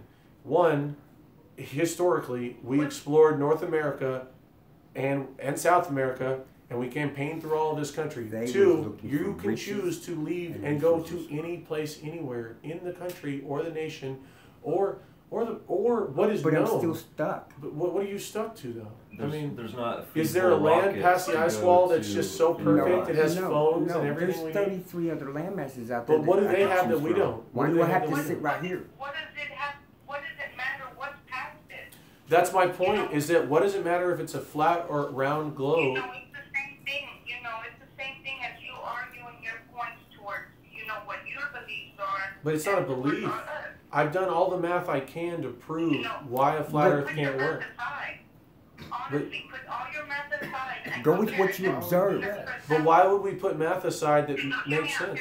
Hear me out. For example, compare when you took your flight. Yeah. Fruit of the poison Okay, tree. when you took your flight, where did you go to? I went to Wyoming. You went to Wyoming? Yeah. Okay, how long did it take you to take that flight from Houston to Wyoming? We had a layover, but collectively in the air it was probably about 3.5 hours, maybe a little less. 3.5 hours. Okay, now compare it to how you actually would have taken if you were driving. It would have been hours. It would have been days. Days? Okay, days. Wyoming? Like straight shot, 18, 20 hours. To the naked eye, from what you can actually see and what your math tells you and how far the sun and the moon actually are. Can you actually say that it's the same distance as to what they say it is? It doesn't look closer. That's how they, yeah, you can. With that math, you can figure it out. You're going faster on a plane. Fucking days, when it's hot outside, you feel the burn on your skin. Do you not? Especially when it's right above you. So you can actually, it's closer than what it actually says. So, Vanessa, what I would say, Vanessa, Put your math aside. okay, I'm putting my math aside. I'm putting my math aside, Vanessa. If you have a very hot light bulb, and your hand is very close to it, you can feel that heat. All right, if you have a very hot light bulb and it's very close to you, you can feel the heat off that light bulb. But if you stand away from it, you don't feel it. You see the light, but you don't feel it. But if that light bulb, yes. Now that same size light, same space, not a light bulb now, but instead a ball of molten iron. You can feel that heat from several feet away. You can still see its brightness, and that heat is radiating insanely hot. All right, same size, same size. What? Correct. Yes. All right, so now, if you were to do that on an even bigger scale and have something even hotter and even bigger, it would need to be further away to where you wouldn't be completely burnt to a crisp. Correct? No, I don't understand. So if you had, all right, so let's go from a light bulb to a ball of molten iron to something, create something in your mind that's even hotter than that. I don't understand how you're being biased.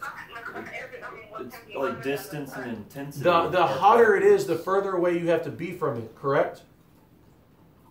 The hotter it is, the further away you have to be with it. What do you mean? Whatever, just whatever it is. If you touch a fire, it's hot, but if you're further away from the fire, it's yeah, hot. some things that are, if something is hotter, it could be the same size. If it's hotter, you will feel the heat from further away, correct? So you're saying the sun because it's so far away? Okay, so if the sun is 4,000, what? The term they're looking for is thermal dissipation. Hello? Yes, as far as yeah. So if the sun is as close as y'all think it is, then you should be, I mean, anywhere from 3,000 to 5,000 miles. Yeah, there's no distance. that's how far you're No, that's how far, no, Vanessa, that's how far flat earthers think it is. Well, see, you've said a lot of things today that flat earthers think that I wouldn't agree with at all. I just wasn't allowed to say anything at the time it was being said. The sun is telling you it is. How far is that? Oh, it's like 90-something million miles. Okay. Or 93 million miles. Next question. Yeah. You all are stuck. But it's also, Vanessa. All right, we're moving on. Moving on. Okay. Moving on. Vanessa, I'm gonna have to take y'all. All right, y'all hold on. I'll answer what I'm saying to Vanessa. What I'm trying to. I'll answer them all correctly for you. Okay. Continental drift. Does it still happen on the flat Earth? Oh, I'm sure it could. So Pangea, the supercontinent, and then continents drift apart. What was the initial force that caused the drift? Yeah, what was the initial force on flat Earth? We're in a big bathtub, okay? So the water, it's like Lake Conroe, okay? You put you a floaty out there in the middle of Lake Conroe, because it's banging off the walls, the water's never calm. I mean, when the water's calm, it's because there's I can't nobody hear you. You're breaking out up. there. There's no wind, so stuff is going to move. Yes. We're sitting on top of water. It's and because Yeah, because it's closer. We're in a bathtub. It's going to move. It's just the ground's going to Oh, shake. I don't the even ground's going remember. to crack. It's going Pull to it come up. Hold apart. on. I and had it move on the apart. original chart. Okay. That's about the best that I can give to you. There's a lot of things, like I said, that we can't answer. Like what's on the bottom side of the flat Earth. I don't know. I know we drilled down 8 miles. What? And that's as far as we could go. What else you got? Yeah, the moon is a lot smaller, and since it's a lot closer, it looks just as big. It's a coincidence. Just like if you look at a car right in front of you and a mountain in the distance, they look to be similar sizes, even though they're completely different sizes. They're obvious. Yeah, a car and a mountain are two different sizes. But if you're looking at a car close to you and a mountain far away, whenever you're they in look a the car, same. As far as size driving the goes. car, do you feel every single moving part in the vehicle individually? No, but you can feel the vibrations of them all moving together. But you're Exactly, not, so you're they- not trying to they consider all my just side. turn into You're only one considering sensation You're of ignoring movement, math, right? Correct. reason, So and then- observational things that I'm showing. I'm literally showing. The changes that you feel like a clunk or something, that's Vanessa, one I thing that's I did. not Vanessa, Part of your I normal did the vibration? part math of the normal according to vibrations. Okay. what y'all, But what whenever classes you say. have all the normal I did- vibrations, you don't What? think anything of it. It's just going as normal, right? Yeah. You would feel it Yeah. though. I mean, you know it's there. If you feel it, you know it's there. It's happening all No, around no, you. his charts, You could they're put the a same. glass They're the down same. inside that car and Vanessa, see they're it. the same. You could see the vibration in the water on top of the glass. Depending on the car, no, of course. No, Like his chart that he was if using you have a really was nice reading luxury something vehicle that he Right. wasn't reading the chart correctly. with nice shocks, That's like so it's all dependent on the car. I get that, but What the whenever you're driving it hmm and you have this sense of because you can just continuity, do this basic addition. sense that everything Unless is you the don't same. believe addition is a And real if thing, one thing you can't changes, add 1 + 1. wouldn't you say that that is What? relativity? It's changing in relation to I know, you. and I just showed a video of the sun Right. going Well, the under car's under moving the horizon. itself, so therefore Right, the you car's move with it. moving, but that's the constant. So like you're saying like Okay. if you're driving down the road and you're I, not paying attention to the vibrations that you feel at that moment. Yeah, because it's But normal. if you hit a Okay. rock in that road, a big boulder, Oh. pothole, and Mhm. it moves, you'll feel it. Yeah, Correct? Okay. So you're comparing a planet Yes. or supposed planet that's moving in 3 different directions to one object that's moving in one direction. See, the globe, from what we're but told, you can is actually moving do that in now. a circle, 1,000 miles an hour. And on top Mhm. of that circle, we're also moving 66,000 miles an hour Yeah, around but the sun. There's videos of So these that's two guys motions just in telling two you, different pick a directions that place, we're moving. tell me where you want And to now go, let's and add a they'll third take one you. at 500,000 miles an hour that were being What? drugged through the cosmos. So But that's you 3 can, motions. like there's actual some bases and stuff down ridiculously there. You fast can literally speed. fly down there. And I don't see this water vibrating at all. I don't see. I understand, it but you can still moving. go I don't down see there. There's a tree nothing. for the moon I mean, too, and there's a tree but at for the same time, open the waters. scale of it, cars are a man-made creation and a very crude Vanessa, man-made I think that creation. you're cherry So, picking and if you're you not have to seeing think of, everything. like in a I'm doing basic conventional math globe, that universal if it was wrong, stuff, and computers that wouldn't be able to mindset, work. Isn't the universe that some sort of superior deity, some sort of god? Okay, so if we're the all inside a universe computer that was program, what does it created, matter if it's flat or wouldn't it round? have some sort of stability? The Yeah, constant. but if it's I all would- in I the would- matrix, I would why does it agree matter if with it's you. flat or round? Why does it If matter? it wasn't in such unimaginable speeds, these speeds that we're I giving. know, because what I'm is trying to just- say you is can't that comprehend how if we're in fast the a matrix, 500,000 it doesn't miles an matter. hour is. I mean, that's It's okay to accept that the Earth is round, and the that math that, makes that would sense. rip you apart. I mean, you just can't even imagine. There's no wind. But it's we Vanessa, didn't I'm gonna like have to let you go because our bodies are made of the universe. Our bodies are No, you can watch us, but if systematic you want to discuss it, you gotta of be here. the earth. So we We're weren't put trying to- into we're trying these to, like, conditions. We have two came different out of conversations these right now. conditions. Okay. So if Whatever. we were put into Alright. a I'll talk to you on condition, Monday. that would be one thing. But because our bodies came out of the conditions. Well, yeah. The conditions allowed for our bodies to be made. But that's our bodies, right? That's That's not perfect. counting this right here on this table. Yeah, but that's why we don't tear apart, because our bodies came out of the conditions of the universe. So humans are symptoms, they're byproducts. Time for me to go. What? Oh, it's not bad. Humans Whatever, are from last night. humans are byproducts of the universe in its existence, and that's why humans are able to participate in the universe in that sense. That I they don't don't look at get us torn as apart. byproducts. I look at us as a human species as the divine, that we all are here for a reason and we have a purpose in life. Yeah. Well, But why does that change if the Earth is flat around? I mean, that's He not said what it we're had talking changed. about. What? he said that had to change. It doesn't. That's not what we're talking about, Zach. Right. But why does it change whether or not we're a byproduct of our environment? We're not. I don't look at it as a byproduct. I think. So like, Yes. So, But I mean, I'm gonna start asking these questions Okay, faster okay, because gotcha. it's taking way too long. Okay. The Earth started out as a meteor and collided with something and created somehow a habitable planet that supported life. True or false? No, No. that's incorrect.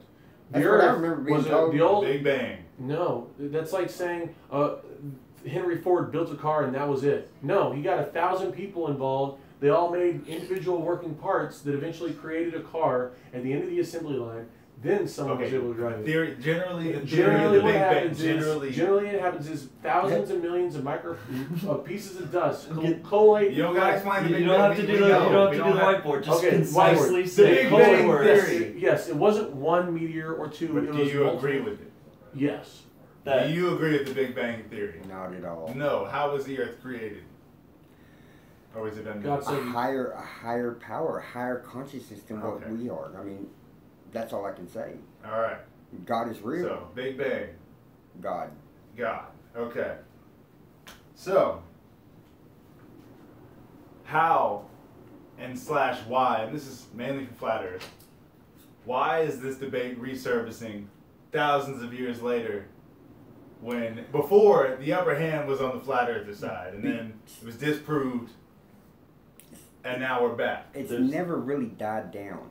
It's just been forgotten and pushed aside. See, throughout time, as time has gone on, there have been events, and a lot of them are created on purpose, such as the moon landing. Okay, in the 60s, flat Earth was starting to gain momentum. It was rising up. Okay, not only did we want to beat the Russians? That to me, that's all bullshit. That's just the story that they let us know, because the truth is actually the flat Earth movement was gaining notoriety. The only way that they could disprove the flat Earth is if they put a man on the moon. So within a couple of weeks, they had a rocket ready. They sent a man on up there. Stanley Kubrick filmed the whole thing, and boom, here we go. We can't be on a flat Earth because look, we got a man on the moon. So they just disproved everything that the movement was gaining in 2 weeks. Okay. Zach? What? Flat Earth used to be common conception. Yeah. Now it's not. Because people developed the ability to actually think. We learned how to actually do math, measure things in the sky. And actually it wasn't uncommon. It's been known by anybody with intelligence till 3,000 years ago. There's no way for you to circumnavigate anything on the planet without being able to measure against the stars, measure against the North Pole, measure against the sun. There's multiple poles. Like, all of these things point towards the globe, not away from it. That's kind of all false, the because evidence says it's round. We as a species have gotten dumber throughout time. We haven't gotten What smarter. is this? What is this? Everything around you is created by human intervention and creation. Look at the numbers The and amount- statistics as far as where we're at in educational levels. I mean, back in the old days, the pyramids, they had technologies that we can't recreate today. Yes, we can't can't. even fix It's- it. No, we can't. Why would people create Like it? a sundial or like a... Well, like the pyramids. Pyramids. We don't have Yeah. machinery that can make those things. The coolest thing they had was like a sundial. Yeah. To tell the time. Well, they also had technology of electricity without wires. what's the They cost of a knew pyramid? these things. I mean, how else do you think they seen in those pyramids? You don't see burn marks from torches. You don't see we wires. can argue an ancient civilization all day long. That's Just like believable. with Tesla. Tesla had a way of creating power and generating it to wherever he wanted to without wires. It was static electricity. It's in our air. It's everywhere around us. It's in two different types of currents, and it's in your light bulbs right now. All that has been hidden from us. All that is gone. It's been forgotten. It's not forgotten. They know. Somebody It's not. Those light bulbs are the same exact thing that Tesla used. No, he's talking about the tower that's able to go up into the ionosphere and be able to zap electricity to a certain specific point in the atmosphere. It's the static electricity that Tesla was touching base with. He was able to do it. In fact, before they killed Tesla, he lit and powered an entire town for 2 weeks. They didn't even know that they had switched electrical providers. They had cut their power source off, and he ran that town with his source of power. Well, that's one of the reasons he was killed too, because he had free, clean energy. They couldn't have that. The We're getting away Rockefellers. from the Earth being round. Okay. Next question. We were outside during this one. Continental drift. Pangea, supercontinent. Yeah. Did that happen? I mean, you go to LA, earthquakes happen all the time. The Okay. ground is shifting beneath us. Whether you're a round earth or a flat earther, the ground is shifting. Yeah. Okay. So you can believe in But Pangea as a flat earther. it is the force of what that causes continental drift? So that's a good question. What do you think it is? Because I know what it is. Well, we're I know floating what on ground water. earthers I mean, think. What? we're floating on water. So you're saying we can go? There's a, like if we were Well, going like over the we are in Lake Conroe. Picture Lake Conroe, because it's a bulkhead lake. yeah. Water just beats off the bulkhead, and in the middle of the lake, it gets choppy. I mean, you can't ski. Well, I guess you could ski. Okay. I don't know. But What do you mean? it's real choppy. You couldn't get out there in a little floaty and remain on top of that float because of the way the waves are coming back. Yeah, and but what is pressing that? You you. saying Well, that? that is what has created the break in the crust. That's what separated land masses. The water? Yeah, So all the land is floating on the water. I would say yeah. Yeah, Yeah, but- all this stuff I so don't like have you said- proof. This is just an opinion of mine. So, Yeah, but there's But I haven't thousands of really- millions of people that can prove that you can't go underneath the and get like water under. You can't go off the coast, get in a submarine, and go underneath the continent. Like nobody's done that. yes, they have. No, you can't go up in the continent. Who's done that? But there are places in Houston. We'll see it soon. Yeah. It's called soilification or something like that, where the ground you can actually hear waves crashing up underneath city streets. Go look it up in China, Japan, Taiwan. They have these moments that happen where you can hear waves up, and the streets are just going like this. I mean, it's wavy. It's moving. Earthquakes? No, they're not earthquakes. Mudslides? No, it's liquid Water. You're talking about giant cities that are built on mountainous caverns and so stuff. he- Right, okay. He thinks So Pangea existed. We Okay. both agree. Okay. Pangea Continental existed. drift happens. Yeah. Okay. That It happens for makes different sense. reasons. Okay. Other planets, are they flat? Do you even believe there's other planets? I don't believe there's other planets. And if I was going to ask if they were flat, all I see with my eyes, because I don't believe a word NASA gives us, nothing. Okay. But what I see is a round disc in the sky. That's what I see. What is, if it's a ball, I have no idea. So- Just like the sun. I don't know that the sun is a ball. But I mean, Well, perspective. Zach, if you're here, Zach, can Earth- I add hold on to that? All So, right, go to the meat and potatoes of the subject. so how do you right into the ribeye right there? using that no planets exist? There are these lights. Would you say that all the lights, Mike, like say this is the night sky, Mm-hmm. these are all stars and like conventionally what are thought of as planets. Is there a light Behind that? behind that's causing the exact same light that you guys were talking about with the sun and the clouds? Well, see, now, I was telling y'all earlier whenever I was talking about that they can create stars in the lab. And the way they do it is they get water and they compress it really, really, really tight. And energy forms from that. A little spark, a little ball, and I can show it to you on YouTube right quick, where this experiment, this has been Right. recreated. On Why are this they one, creating stars? flat Earth or round, it has to be a ball in the sky because even if it's a flat Earth, our angle of view would show that it's not a sphere. If on the ground, we would be able to see it at some point that it's not a sphere. It has to be. Look, like I'm saying, like if you're in Florida and I'm in Seattle, if it's a flat disk as the sun or the moon, we would see the angles on it. It would not appear to be a perfect circle still. So it has to be a ball. We can at least agree to that. Please? Please? How? I mean, because we're looking at it. If we're looking up, how do we even know it's 3D? It just looks flat to me. No, but not when it's up. I mean, at an angle. But I'm saying at an angle, and all over the globe, it's some angle somewhere, or not globe, all over the flat Earth, somewhere on the planet. If it wasn't a perfect sphere, we would be able to see the edges of it. You see what I'm saying? I see where the sun stops. I see where it's round. But that's what I'm saying. Right here, you see it's round. Just like the moon. When you look at the moon, do you ever see the other side of the moon? All you see is the moon going, this is what it does in our sky. But what I'm trying to spin. What I'm trying to say, it just does this. That's it. Mike, what I'm trying to say though is that on the flat Earth as it is, if you go to Seattle today, and I go to Florida as well, and we both look at the moon and the sun at the same time during the day, if it was a flat disc or anything that wasn't a circle, we would see two different things. I wouldn't see a circle and you would see a circle, or you wouldn't see a circle and I would see a circle. There's just no way that in that angle that you could do that unless this is a ball. Or an oval. Or an oval. Yeah, or an oval. But you see what I'm saying? It would have to be spherical in nature. It has to be. Like physically, we would have proof it's not. We would have proof. It has to be round for each of their perspectives. See, whenever y'all start saying it has to be, what makes that have to be? I mean, literal perception. What you see with your own eyes. Just like literal perception. Whenever I was showing you the light through that cardboard, and I literally agreed with you and said, yes, that shows exactly what I'm talking about. The sun is a lot closer. This shows the sun is a lot further. Like what you were showing me, and your photos literally agree that the sun has to be farther away. No, I was putting that light closer to the clouds. Yeah. So you was having the sun rays come through. The sun rays are beaming out at an angle. Yeah. How is that proving to you that the sun, it has to be 93 million? When I pulled the light away from the box, yes, the beam started coming straight down. They didn't show beams going at an angle as we observe out in the sky. I don't see how I proved your point with that, because that would prove everything you were saying wrong.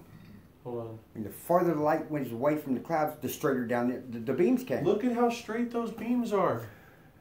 Look at how straight they are. Look how tight they are. Show them that picture. Look how tight those lines are. Show them that picture. Look how tight those lines are. They're so tight. They're so tight. They're not fanned out. There's individual, specific linear spots. If that was of a sun 93 million miles away, them beams of light coming through the clouds would be straight down. See, like that, you can get your finger and go like this. And you can see where the finger meets. That's where the light source is. Okay? It's not showing you 93 million miles. It's right there. I mean, that's just, you can observe that. I don't see how you think that has to be 93 million miles away. Go back to your triangle thing that you was drawing. There you go. Sun's reflecting light. You're down here and observing it, okay? This right here will refract out at this closeness. It will refract out like that. If you think that proves that the sun is of 93 million miles, I'm just going to quit talking now, because you got some indoctrination. Okay. It's like I'm saying 1 + 1 is 2, and you're saying no, it's definitely 3. Zach, I have a question for you. There's no point.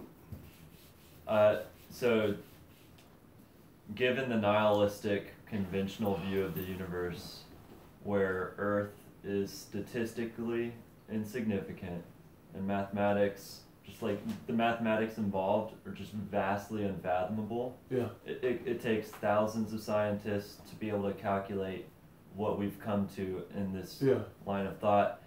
Like highly educated scientists. For rocket scientists, but this is basic stuff. I literally did the math myself, and he's got a chart. So this is all very computed by a lot of different people. It's very complex.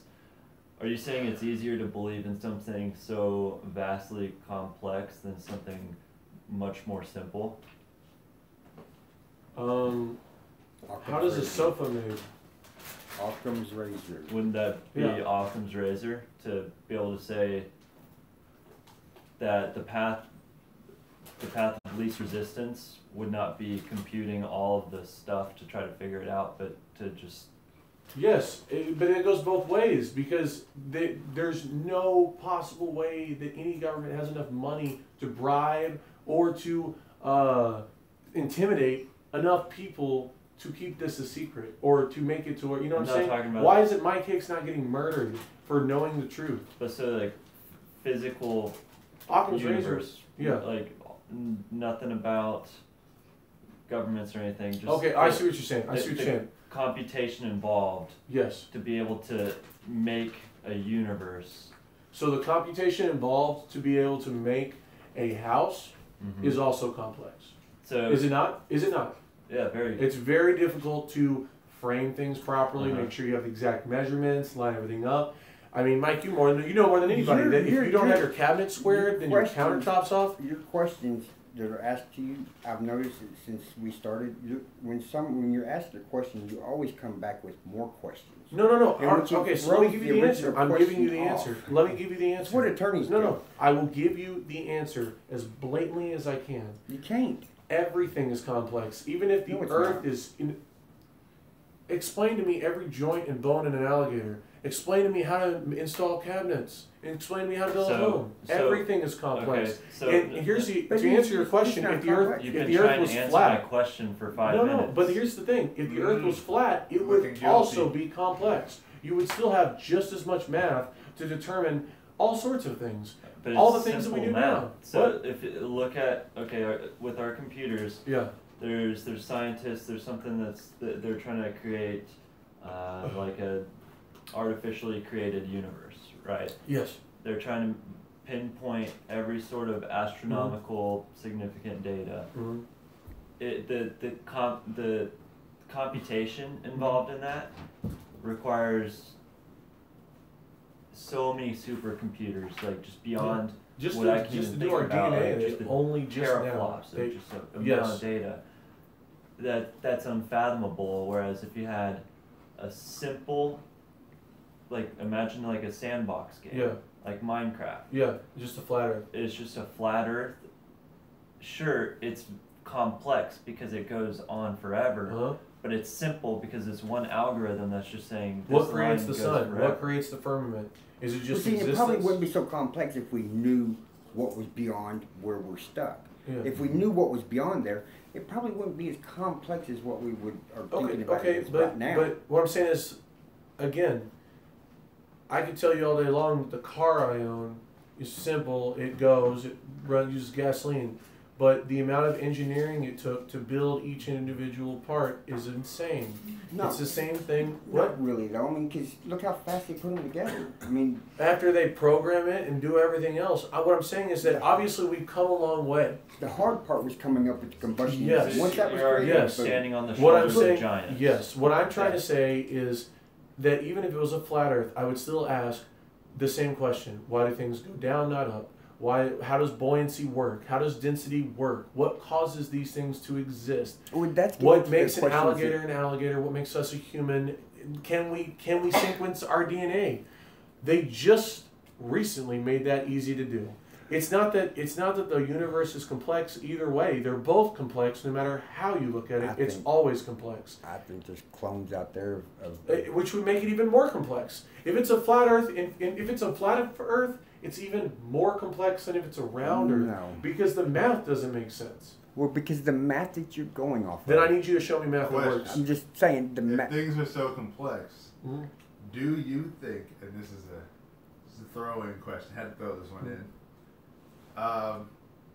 are we in some kind of simulation? Okay, so there's no way of proving that. That's it. What's deja vu? Dude, how many times have you watched The Matrix? Really? That's what you're going to say? I'm just saying. I mean, deja vu is something. It's not just something that I have had visions. It's a proven fact that your memories are memories of the last time you remembered something, not the actual memory itself. There are people out there that are born. There's this one story of this kid that was born, and he was an airplane pilot. He flew in all these worlds. He had a name, aside from what his parents' name. He knew who he was married to. He remembered all these things, and he was reincarnated. Explain that. Look, what I'm saying is, it's definitely possible we could be in the Matrix. What I'm also saying is that if we were in a simulated Matrix, it wouldn't be 1 out of 7 billion people that came up with it. We would see things everywhere. Like we do. Either you can tell the glitches in the system, or you'd never see a single one, and you'd never know. Or maybe we have a code for the glitches in the system. Or maybe yesterday never existed, and we woke up this morning with all the memories of these implanted stories in our lives, and we never actually lived yesterday. We just mentally think we do, and the whole universe started last Tuesday. It's a religion. Whenever we're born, okay, we have certain things that our body does without us knowing about it. We breathe. We don't consciously think about breathing. We are already hardwired and programmed to breathe. But you can consciously breathe. Huh? You can consciously breathe. Correct, but we can not even think about it and breathe. We breathe in our sleep when we're not even... Do you believe that you beat your own heart? Or is it just something that happens to you? We're programmed for it. I mean, it's programmed. Whatever it is, whatever we've done, it's already embedded in our DNA to do these things. But do you believe that you are beating it, or is it something that's happening to you? It's energy. Of course, you can put yourself to a voltmeter and find out that you've got energy running through your body. I can't wear a watch. But is that you? Or is that something that's or it could be happening like a matrix or something, like we're feeding energy through the air and it's feeding us and downloading to us. Of course, it's almost exactly what's happening. I could go through the story right now and got through all that much time. I'm exhausted. Okay, who won the debate? It doesn't matter. I didn't want It's not about that. Did anybody's minds change? No. Yeah, that's what it's about. Just getting the information out there, both sides. Okay. I enjoyed it. Really? And I'm going to do it again in 2 weeks. I won't be so nervous. I'll be a lot more comfortable. I'm tired. We'll do this again in 2 months, maybe. No, sir, I can't do 2 weeks. I'll be nervous in 2 months. I got to get familiar with people, you know. It's going to be different people next time. Here, so 2 weeks is kind of hard for me. I don't either. 2 months will be different. It'll be different. I live in Temple.